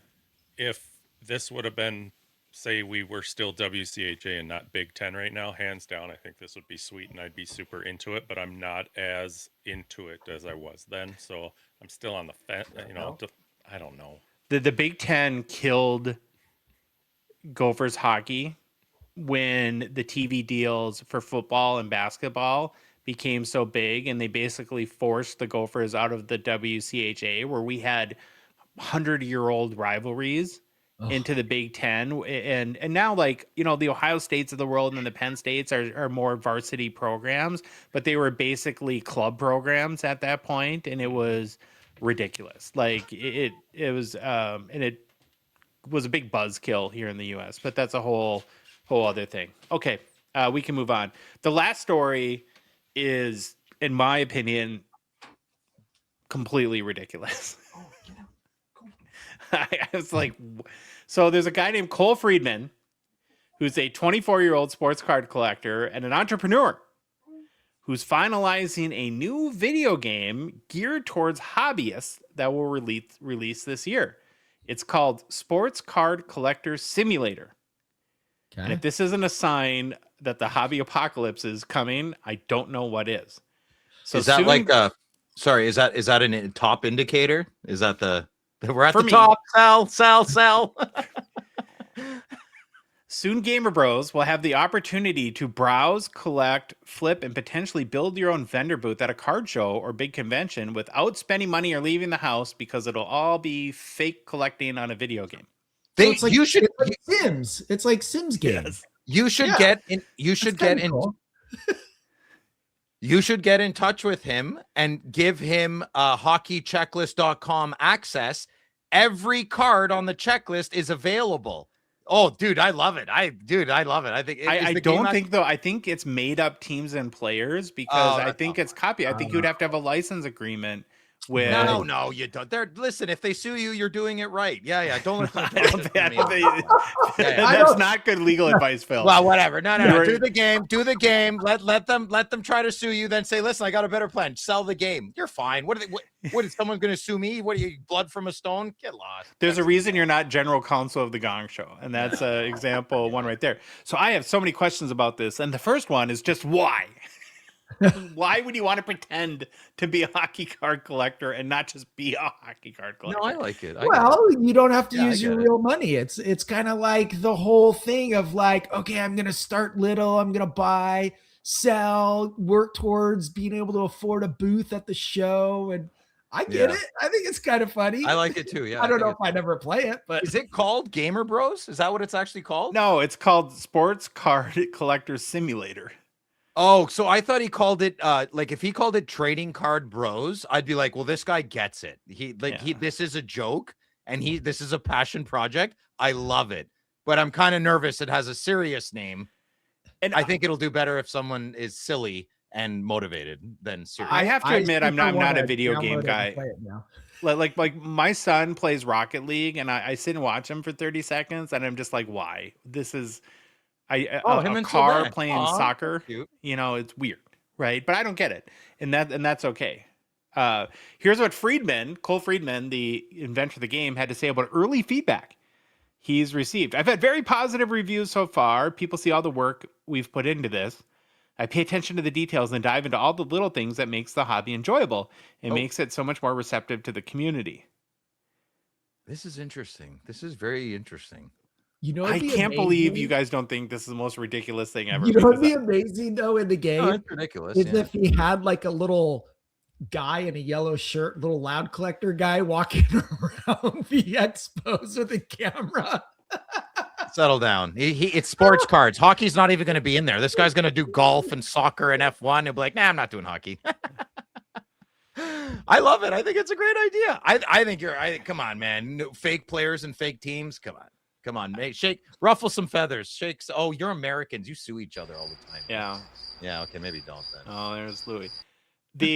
I can't wait for a year from now when we're trying to rip you out of Sports Card Collector Simulator to record the podcast. I just need 10 more minutes. I'm got a big deal. It's going down. We're about to sell this big card, and you don't even know. I got a big hedge I got to trim. Phil, I You're see you making a- online on the game. I'm in my truck, just going ham. You haven't been to work in 11 days. You would know pretty quick. And then there's going to be an expansion pack, and I'm going to head up the Sports Card Collector Simulator expansion grading simulator. Oh, it'll be like Fortnite where you don't spend money on the game, but you spend money on your clothes, right? So who's like the coolest collector gear? Yeah. The cosmetics, right? That's what they Yeah. call them. Yeah. So you get your cards, and then you get the expansion pack, and you come to Baba Louie's grading service. Or maybe we'll just be total sellouts and he'll sponsor us and we'll talk good about the game. Yeah. Maybe. Probably not. Oh, personal pickups. Phil, what did you get?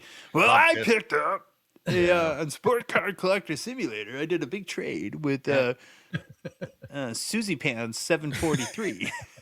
Excuse me, no pants.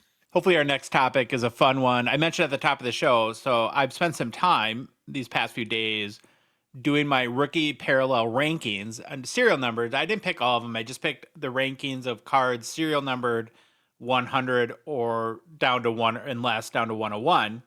And these are cards that don't have autographs or memorabilia, pure rookie parallels. And why? I don't know. I just thought it would kind of be fun to see like what's the best rookie card that's serial numbered 100? What's the best rookie card out of 75 or out of 50, 25, and so on and so forth? And so I'm going to give my number one, and then the ones that I picked up as runners up for each, and then you boys and the commenter world will judge me. That sounds about right. Yeah, that's unfair. The ground rules are I pick parallels that are mainstays, so there's no like one and done type stuff here. It has to be cards that we can expect each year going forward, and that's basically it. Not a lot of rules. We ready to dig in? Dave, you look scared. Are you scared, Dave? I'm very scared. Very nervous. You should be. Yeah. Shaking. Yeah, it's like a horror movie, this show. Opening a box of the cup. I'm just shaking. So we're starting at out of 100. And my pick is probably not a big shock to anyone. It's the Young Guns exclusive out of 100. This is the best rookie parallel out of 100. It's a hugely important card in the hobby. It's been for 15 years plus now, 20 years probably. I can't remember when they went from just HG glossy and introduced the exclusives as well. Pretty much a no-brainer, I assume. Maybe what we can debate more are the runner-ups a little bit. So I picked in order of importance, in my opinion, as the runner-ups are the Metal Universe Rookie Red PMG out of 100, O-Pee-Chee Paper Retro Black Border out of 100, O-Pee-Chee Paper the base Black Rainbow Black Rainbow Parallel out of 100, then Upper Deck Population Count 100, and then Fleer Ultra Platinum Medallions out of 100. Did I miss any? I don't know, but that looks about right to me. I mean, right, I'm trying to find one to move around, and yeah, I agree. I think. Sorry, no pushback. Yeah, no pushback. I know. Okay. I'm actually disappointed. Yeah, I don't have any pushback. Sorry to do so good at my job. Yes. Okay. Here we go. Why? Maybe at number 90. Now, here's the thing. The serial number out of 100 was kind of. It's like, yeah, everything sort of fit logically. I was surprised when you get to the out of 99s, how actually few rookie parallels we have out of 99. And unless I totally missed something. So my selection for the out of 99 is, while slipping, the UD Ice Premieres, which is kind of the premium where they, for the highest level rookies out of 99. And this card was way bigger 15 years ago or 20 years ago than it is today. That being said, I still do think it's top dog. And especially when you look at the runners up. And again, I couldn't find many. So you have O-Pee-Chee Platinum Arctic Freeze, which we've been calling Dirty Rainbow. Because it kind of in our dirty breaks. Rainbows. There are dirty rainbows everywhere these days. And that's out of 99. And then you have the Black Diamond, the Quad Diamond Relics, which is out of 99. But I couldn't think of it really. I couldn't find another one. So I went with Ice Premieres. I would rather, and I'm almost sure of this, a New Grooves from SP Game Used. Than, but that was a one and done. Isn't it? I don't know. I have a Chris Neal New Grooves. Well, maybe it's not. Yeah. No. Well, I did a lot of searches, and I did factor in values into this a little bit, so it didn't. But again, my biggest is not that I really love any of these cards, is that you would think out of 99 that we would have some sort of in one of these sets a killer rookie parallel, and so maybe it's an opportunity for Upper Deck to. Yeah. What about Allure? Isn't the green out of 99? No, that's green's out of 10. Yeah, I mean, I could have picked an SP Authentic, the not auto. Gold Glitter Bomb. Oh, that's 199. It's 199. Yeah, that should be 99. Gold Glitter Bomb should be 99. Get rid of the neon tracks. No, that's platinum. Get rid of the yellow taxi. That's it. There's your card. There was a lot of parallels in the 100 that beat out all these. So I know it's kind of interesting, huh? 99 is there's definitely some room in there. To make opportunity. Good. Opportunity knocks. Opportunity, yes.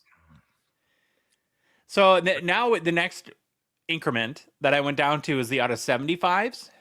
And the clear winner to me was the O-Pee-Chee Premier Diamond Rainbow Parallel. And honestly, there's not a lot of alternatives either. I mean, 75 is a little bit of a weirder one. This is a total banger card. Almost every year I love it. It's actually a very fun one to collect because it has value, but it's not overly pricey, and it's sort of a sweet spot where there's not a million of them, but there's 75, so you can get one if you want one. sort of thing. And the runners up to me were the Fleer Ultra Medallions Titian out of 75, which is my least favorite Fleer medallions. And then the almost zero respected O-Pee-Chee Platinum Preview Matte Pink, which is out of 75. Yeah, matte pink. I didn't even know the Platinum Preview Matte Pinks were numbered out of 75. I didn't either. First I heard of that. That's news to me. I didn't Clear winner. Some of these, there's a lot of good options. So we'll keep working our way down. The next increment would be the out of 65. And we lost Phil. He died.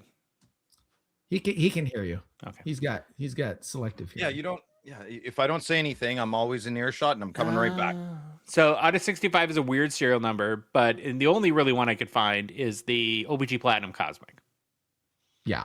Unless I'm totally missing something, but I did look hard. And there might be like an artifacts, but Yeah, they're they can no artifacts one's out like, the door. oh, I got the P yellow out of 65. I got the copper spectrum, something or other. Ray Yeah. out of Yes. 5. The ruby red. Yeah. And here's a thought I had on this card. Would potentially this be a more popular card if it didn't have such kind of a weird serial number?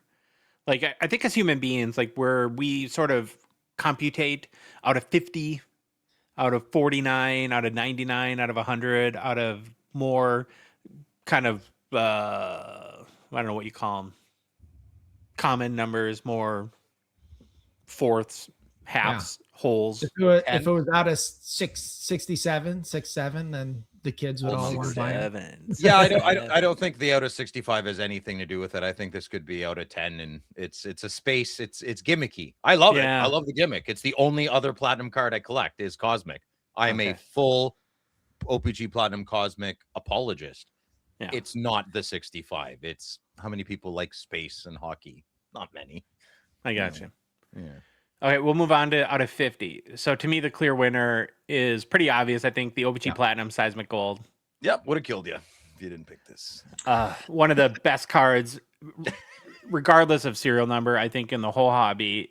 Some years the color pops more than others, as we know, but most of the time it's really good. And I consider this a core rookie card for any PC collector. You got to have the Seismic Gold. And even non-rookie, right? It's a kind of a mainstay, I think, in player PCs.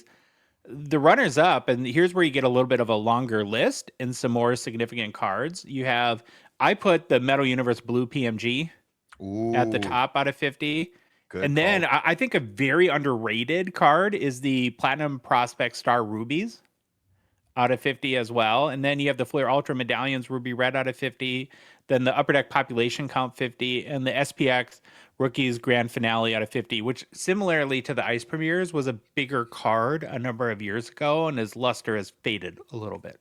Not his luster, but it lost my mojo, baby. Now, any thoughts on the out of 50? Yeah, I don't know. Same, like obviously the Seismic Gold is the best card.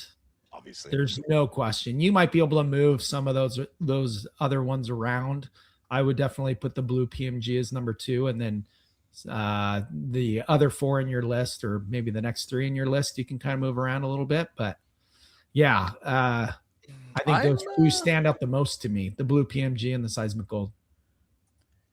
I'm a little surprised you didn't pick a card that I thought you would have picked. Oh, what's that? Maybe I forgot one. Double Helix Red. Skybox. That's an e-pack achievement.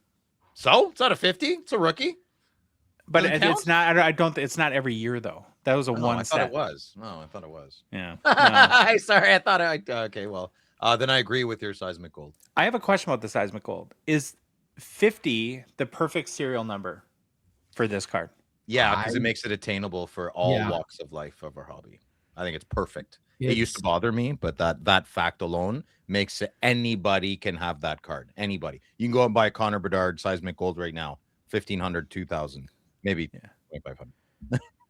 It's working, and it's worked. So you wouldn't want to mess with it or change it because it has such power.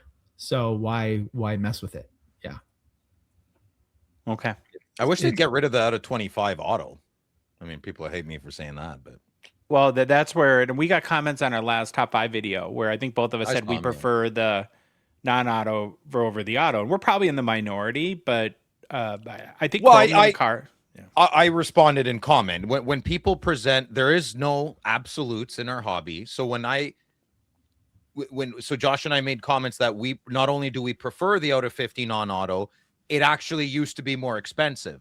So someone replied with an absolute and said, that no, that's not the case based on Makar and McDavid sales. I totally agree. There are definitely outliers, but as someone who's collected cards his whole life, remembers when O-Pee-Chee Platinum came out, has gone to a lot of card shows since O-Pee-Chee Platinum came out, the general consensus for the majority of the last 12 years has been the non-autoed usually was worth more. I'm not trying to be right. I'm not trying to conquer the world here. That's just from my personal experience. And a lot of people would agree with me. Now, if you're newer in the hobby and you have Card Ladder, go nuts. Go nuts. Timestamp and bust it out. Sure. Because things do change. And the biggest thing is we're wrong, a considerable amount of time. It's totally subjective. There's no right or wrong Correct. answer. And the basis of my preferring non-autos over autos, looking at this card, the Macklin Celebrini, is the perfect example. You can't autograph this card without sandpapering or deadening and whitening out and putting a cloud over the card to create a space that an auto will stick to, right? So it's a card that, unlike a Future Watch auto, it's a card that's designed not to be autographed, and then they have to like retrofit an auto onto the card in order to do where I prefer autos on cards that are designed to have autos. Josh, you said it perfectly. This set was designed not really for autos, right? They have to re-engineer it back. Yeah, I like that. Mm-hmm. So, okay. Out of 25 is a brand new parallel, but again, kind of a no-brainer. The Young Guns Outburst Red. It unseated which I think previously the title was held by the O-Pee-Chee Platinum Orange Checkers out of 25. And then, the other one that I would put on the list would be one of my favorite medallions cards is the Sapphire Blue. And I hate the name because Sapphire and Blue are redundant. That's like saying car automobile. Sapphire is a shade of blue. I know you're missing one, Phil. I am. Yes. What? Which one? Phil really likes his out of 25, the Seismic Gold O-Pee-Chee Platinum previews. Oh, yeah. It's an achievement, Dave. No, it's not. But I know. It's not an achievement. No. I know. Okay. Yeah, I did miss that one. So good catch, Dave. That one could be. I would put that last though. Yeah, because they just get no. And that's an interesting story. Like when I was a fresher in the hobby, I was a new flower, and I spent big money on a Cole Caulfield Seismic Gold preview. Oh, that's why he told Lycum. That's why. Okay. Well, no, but I learned that it's worth about a fifth of what the out of 50 is worth. It's a half. It's about half. Yeah. Maybe not. I don't know. Things could have changed. Let us know. Yeah, things change all the time. But if you want to get into the Seismic Gold game and you don't have the money to pay for, the out of 50, that's a good option for you. I'm going to put I put my leg up, but I'm going to put my leg out there. It is a Seismic Gold. It is a Seismic Gold. It's a preview of the Seismic Gold, but it's previewing itself. So I do legitimately believe it's a Seismic Gold. Yeah, that's how I see it. Yeah, but is that a smart thing to do? Because then if you take that belief, which I understand what you're saying, then there's 75 Seismic Golds, not 50. Well, more the merrier then. I don't know. Okay. So I would always rather have the non-preview. Maybe clarify that. And to me, it is 1 and 2, not 1A, 1B. There is a clear separation. But I don't want anyone to have the feeling that you had. As far as I'm concerned, you bought a Cole Caulfield Seismic Gold preview. That's what the card is. And I think it's a great card, and you should be proud of it. You sold it. Thanks, man. I sold it. Yeah. The next increment is the out of 15, and the only real option I could find, one of my favorites, and I'm is the O-Pee-Chee Platinum Retro Houndstooth. Yeah. I couldn't really find any other like mainstay ones that are out of 15. There is like Sweet Selections, which has been an insert in Flagship. They have like the Ray or something like that that's out of 15, but I think that will cycle out, and they keep kind of switching those up. I have a crush on these cards. I think the last few years have been great, but it's a little bit of a niche-y kind of collecting focus. I get it. Parkhurst Blues autos out of 15 rookies are pretty nice. Okay, I'm glad you brought up Parkhurst, because I was hesitant to add those, given that I have no idea what's going to happen now with the new configuration. Yeah, I don't know if and they'll what be it's in going to there. look like. I hope they are. I mean, oh man, that would be very unfortunate if a lot of those, like the black out of 10, the blue auto out of 15, those are banger cards, But man. I really hope they keep them in there. That's an autographed card, right? The blue. Yeah. Well, you border. have the McDavid. I have the Gretzky. Yeah. Yeah, they're beautiful cards. Dave, you They're stopped when we amazing. walked in out of the box. Like, oh my God, Phil, look at that. It's a phenomenal hockey card. Phenomenal. Now, funny enough, we have a checklist site that has the Parker's checklist on it right now. And so to answer our own question with our own information, I was able to look at, and they are gone. So the parallels are very retro themed. Now they have a 1951 Emerald Ice out of 51, 1954-55 Wrapper Back out of 15, and then an established 1951 Gold Spectrum 101. How does Upper Deck Project Manager, how do they gauge, like the out of 15 autograph card was amazing. How do you, when you do something so well, you're like, nah, let's get rid of it. I don't get that. What's their feedback tool? Well, I don't know. We're not young 20. Yeah, well, I suppose you have to guess in a lot of cases. And that is sort of like, if you put yourself in their shoes, how do you gauge, like, well, what cards are, because the cards are like the Seismic Gold, right? It's you expect it every year and you look forward to it. Or how do you gauge, like, what cards are kind of your mainstays versus what ones that you need to try something new? And yeah, Parker's like the black out of 10 is, people were starting to really like, we'll see. I'm sure it's still going to be a great set. I just like some consistency in those parallels. Yeah, it'll be interesting to see.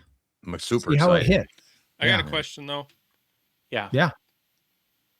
Is it different now though, because they dropped the Parker's Champions thing and now it's just Parker's, so now it's kind of its Yeah, own we'll thing? find out, they're Louis. going a different direction on the whole thing. So I'm very curious to see if they'll be in the Parker stan, if you like it, or you might like it better. I think I will. I probably will. I'm excited for it. Yeah. Okay, now we're to out of 10. And this is one of the tougher ones to pick a little bit, but I went with the Metal Universe Green PMG as the top dog. Not high gloss? Oh yeah, I forgot about that. Yeah, Young Guns High Gloss. That's my win. That's my Oops. big dog. There's my the first one big there. miss. Yeah, so Young Guns High Gloss, obvious number 1. Then it would go Metal Universe PMG Green out of 10. Then beyond that, I would have the O-Pee-Chee Platinum Emerald Surge out of 10. Yeah. And then another, like, under the radar, like, good if you want, like, really cool, interesting cards that do have a hobby lineage or legacy. The Metal Universe Premium Prospect Star Emerald out of 10 is a good option. Oh, that's a nice card. Yeah. They have that one every year too. I'll throw it up here later. Yep. Gotcha. Okay, the next one's out of 5. And here's what kind of stuck with me when you get to really the only, I found 2 options. The winner for me was the O-Pee-Chee Platinum Bioluminescence, which is, again, a newer card that it does seem like they're sticking with. It's been, 3-4 years now that they've done it. I'm a little surprised that there aren't more out of 5 options. Maybe it's just too rare. Well, they're all cup cards, like Quad Foundations or. Yeah. Those are memorabilia and auto cards. Oh, okay. And That's right. the other one that I could think of is from Flagship, the Fluorescence Magenta out of 5. I didn't even know they had that card. I don't It's even know cool. what that card is. Yeah. It's just like a pink parallel of the fluorescence. Is it You know- matte pink parallel? I think it's more like foil pink, typically on okay. that card. Yeah. I don't think I know any 5 out of 5 cards. Are you doing out of 3? I don't know any out of 3s either. But maybe like the out of 99, is this an area where Upper Deck could maybe spice it up a little bit? Yeah. Yeah, that's a big one. That's pretty eye-opening too. I never really thought of it that way. Yeah, because I don't know. I don't know if you really need to have a lot of out of 5 parallels when you have so many really good out of 10s. I don't think you really need to reach for a bunch of out of 5s. Then it kind of makes the 10s a little bit less awesome, in my opinion. So Okay, and then the last one, of course, is the 101, and it's the most obvious. It's the Young Guns Outburst Gold 101. Yeah, I can't see really. I made a fake one. Oh, nice! You made a fake one. Yeah, we don't have a picture of this Albrini yet, so here's Louis' artistic interpretation of what it looks like. Not only the biggest parallel for 101, maybe one of the most important cards in the hobby, arguably with the Rookie Shield 101. We'll see now, though, that we have debut jerseys and what comes out, like how that affects the market of these cards. You might have like that debut Shield or like some crazy debut patch card that could unseat it. And then as far as like the runners up, I had O-Pee-Chee Platinum Golden Treasures 101 next. Then I had what was that? Yeah, I have no idea. McAfee's working my computer over. Oh, jeez. And then a Gold PMG 101, and then the Flair Ultra Medallions Black 101, which are amazing cards and are total unicorns. You never see these cards ever. The Black Medallions. I have no idea where they are. I've never seen one. Never. They don't exist. It's like the McDonald's winner. It's all at Billy's house. Okay, so overall, I have a question for you guys. Is there there was what out of just at 100 or less? We have 1, 2, 3, 4, 5, 6, 7, 8, 9, 10. Kind of, is there a serial number that's missing for like a key parallel? Like, would you love to see an out of 49 or no 19 or I mean, is this kind of 10 enough? I personally, I think it's enough. Like you look at artifacts and you look at how there's like cards out of 5, 10, 15, 20, like it just keeps going. I think the most I counted one year was 17 base parallels. Yeah. So I don't want it to go too crazy on it, because you have to realize the more parallels that you add, the more it takes away from the other important ones. And so let's not go too crazy on them. I think I like it how it is. And, sometimes you mix it up, like look at O-Pee-Chee Platinum, what they did, where some of the larger numbered parallels weren't catching fire, like Hot Magma and stuff like that. Mm-hmm. And so instead of adding another one, they just X-nayed one and added another one and see if that hit. And, they got the turquoise one this year, and that one's doing really well. So I like that direction more than adding new ones, replacing. Yeah. I'd get rid of 65 on Cosmic, and I would make it a shorter print, and then I would make it highly sought after. I find dark cards are more mysterious. So if you make Cosmic like borderless and a little more mysterious, I guess you would say, it would do really well as a super short print. People like that.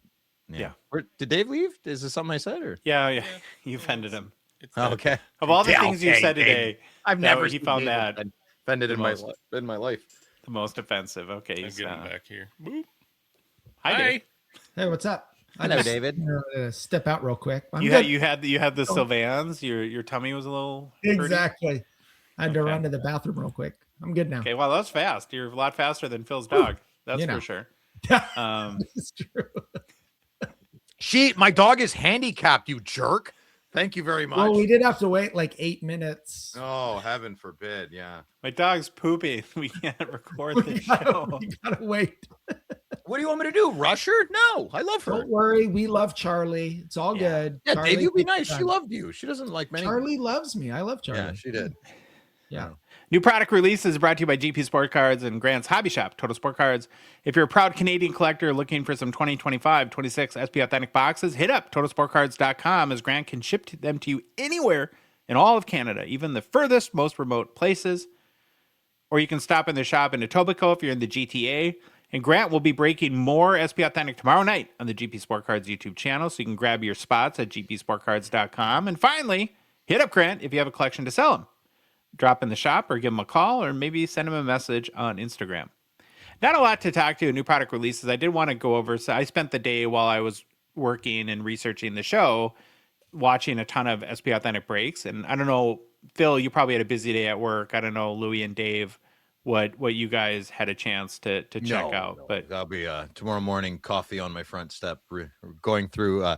Here's a little trick. If you don't want to, if you're a player collect, go to Grant's breaks. I mean, you're not going to watch 5 hours. I don't have 5 hours at 5, but I definitely have 20 to 30 minutes with my coffee and just getting into my day. Control F, pick the player, check the transcript. If you're, I don't know, like if you're a Tim Stutzel fan, punch in Tim Stutzel on the transcript, and it'll bring you to every Stutzel card that got hit on that break. Oh, that's cool. Yeah, that's a little loophole there. A little hack.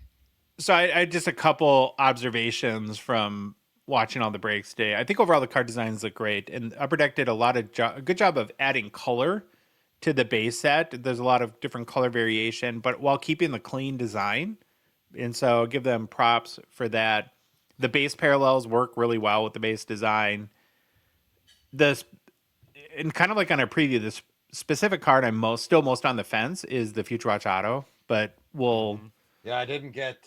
I felt a little lonely on my hill there after yesterday. I kind of like it. That's good. It's a design that I think might grow on me over time, and that I'm not rushing to judgment. As far as inserts go, the hollow foils, like usual, are pretty awesome. So that was one that I saw a few of today. I don't know if you guys saw the Gong Show Instagram, but our guy Chandler, who's doing a lot of our social media now, he did a video with some commentary on Upper Deck posted their own reel on Instagram of players signing their Future Watch Auto Mystery Blacks. And it looks like, so there's a lot of some clues that internet detectives like our boy Sherlock Holmes, Chandler's doing, and some theory that it might be indicative that there's 8, or on a box they had 15 written kind of. I love the quantity of 15 on it, and so we're all speculating that there's somewhere between either 8 or 15 of the black Future Watch Autos. I still would love to see a couple more creative inserts in the product, though. That's like I saw a lot of breakers just blowing through everything to get to the autos. Yep. Fair enough. That would be my piece of, I guess, constructive feedback. Well, we'll find out Saturday. We did have the first Matthew Schaefer sale. Anyone want to guess what it sold for? No, really. What was it? What 2,500. Just in USD, it's a Future Watch Auto $999, not inscribed. 2,400. Okay. 5,500. 2,800. So Phil is 2,400. Then next we have Dave at 2,800, and Louis is the most aggressive at 5,500. $2,100 US. Oh, Okay.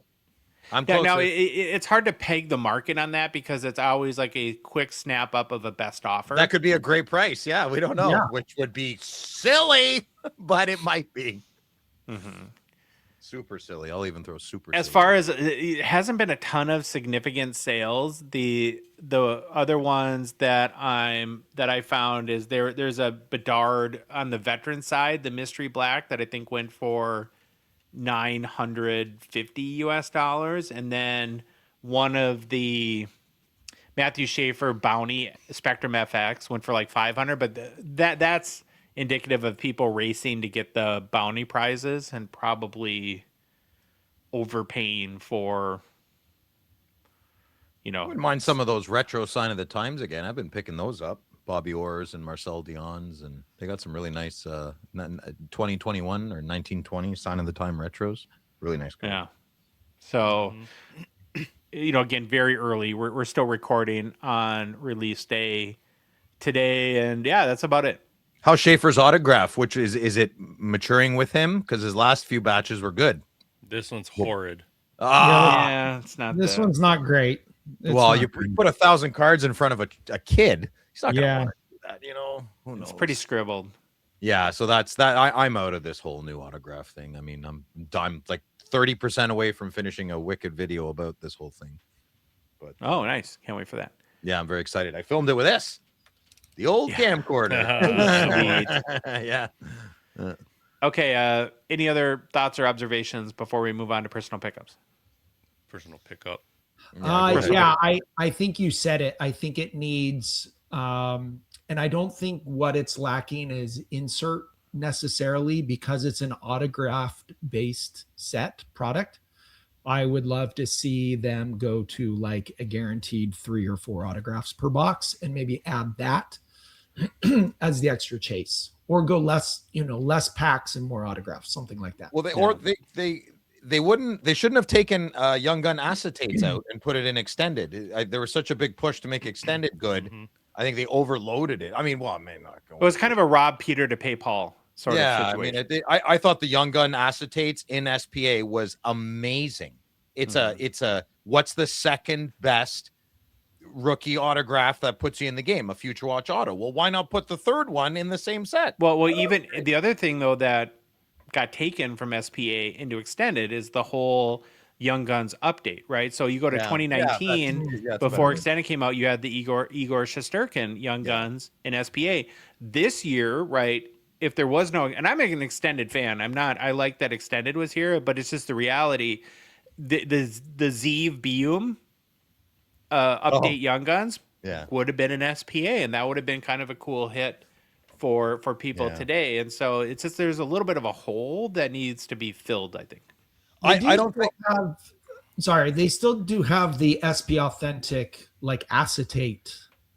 Yeah, they have the retro Young. That's kind of the big hit, but those are gonna. So you get the McDavid with the 2015-16 design is sort of the killer card. That's a cool card. And I haven't done my research. I probably should. Is that the first time there's been one, or? I don't know. Yeah, I don't. I'm kind of looking quickly right now while we're talking. I don't want that set to go away. I used to be like, get rid of SPA, put Future Watch in something else. I changed my tune on that.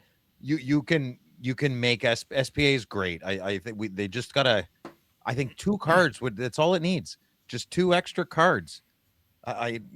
Would you go insert though, or would you go with an autographed card? One of each. I don't like all your autograph thing. I do inserts are important. The problem with like the 4 auto thing is you're gonna get at best 1 good auto and 3 poopy. It's kind of like SP Legends, right? Where there'd be boxes with 5 autos in it, and yeah, that's true. That is true. Sign of the Times look nice though. Yeah. Maybe more something like that. Maybe like different auto. Well, I still think like having hard signed, like the O-Pee-Chee Premier, putting maybe that in there where you have like 3 or 4 players all hard signed. Oh yeah, that's cool. And it would be an idea, but that's being a little redundant. You know what? Remember when Bedard came out? O-Pee-Chee did a autograph out of 25. It was like brown and sepia. They never did that for Schaefer, or they never did that again. They did a one-off in O-Pee-Chee cardboard, the brown Connor Bedard autograph. There's one on eBay for like 2,000, 2,500. Wicked cards. They never did it again. Was that a bounty achievement? Yeah, I believe it was a bounty. Yeah. I got to say that. Yeah, that makes a big difference. But they're a beautiful card. I wish they would put something like that in SPA as a chase hit. Something like that, out of 25, really rare. 25 is a great number. Anything 10 to 50 is I got a chance, Mm-hmm. Mm-hmm. something like that. Yep. Maybe that doesn't fit. I don't know. Well, good luck on your boxes and breaks. And again, we'll be breaking Saturday night, so you can get your spots at gongshowbreaks.com if you want to jump in with us. In personal pickups, it looks like it's just me. Just Josh. Carrying the show on my back once again. That's all I do. Boy. Well, I have one. It's not like a super big card, but happy to have it. It's a 24-25 Metal Universe Kaprizov Dark Matter. Mm. So the first year of Dark Matters, I hadn't had one yet. And so Very nice pickup. Great cards, eh? Job. When you grab it, it really pops. It's a great card, man. Oh yeah, super happy to get it. Nice. So yeah. Well, we did it, boys. I'll trade Another you one. I'll trade you my Ericsson Eck for your Kaprizov. No. Ick. No dice. It's not an ask. You can always ask, and the answer can always be no. Right.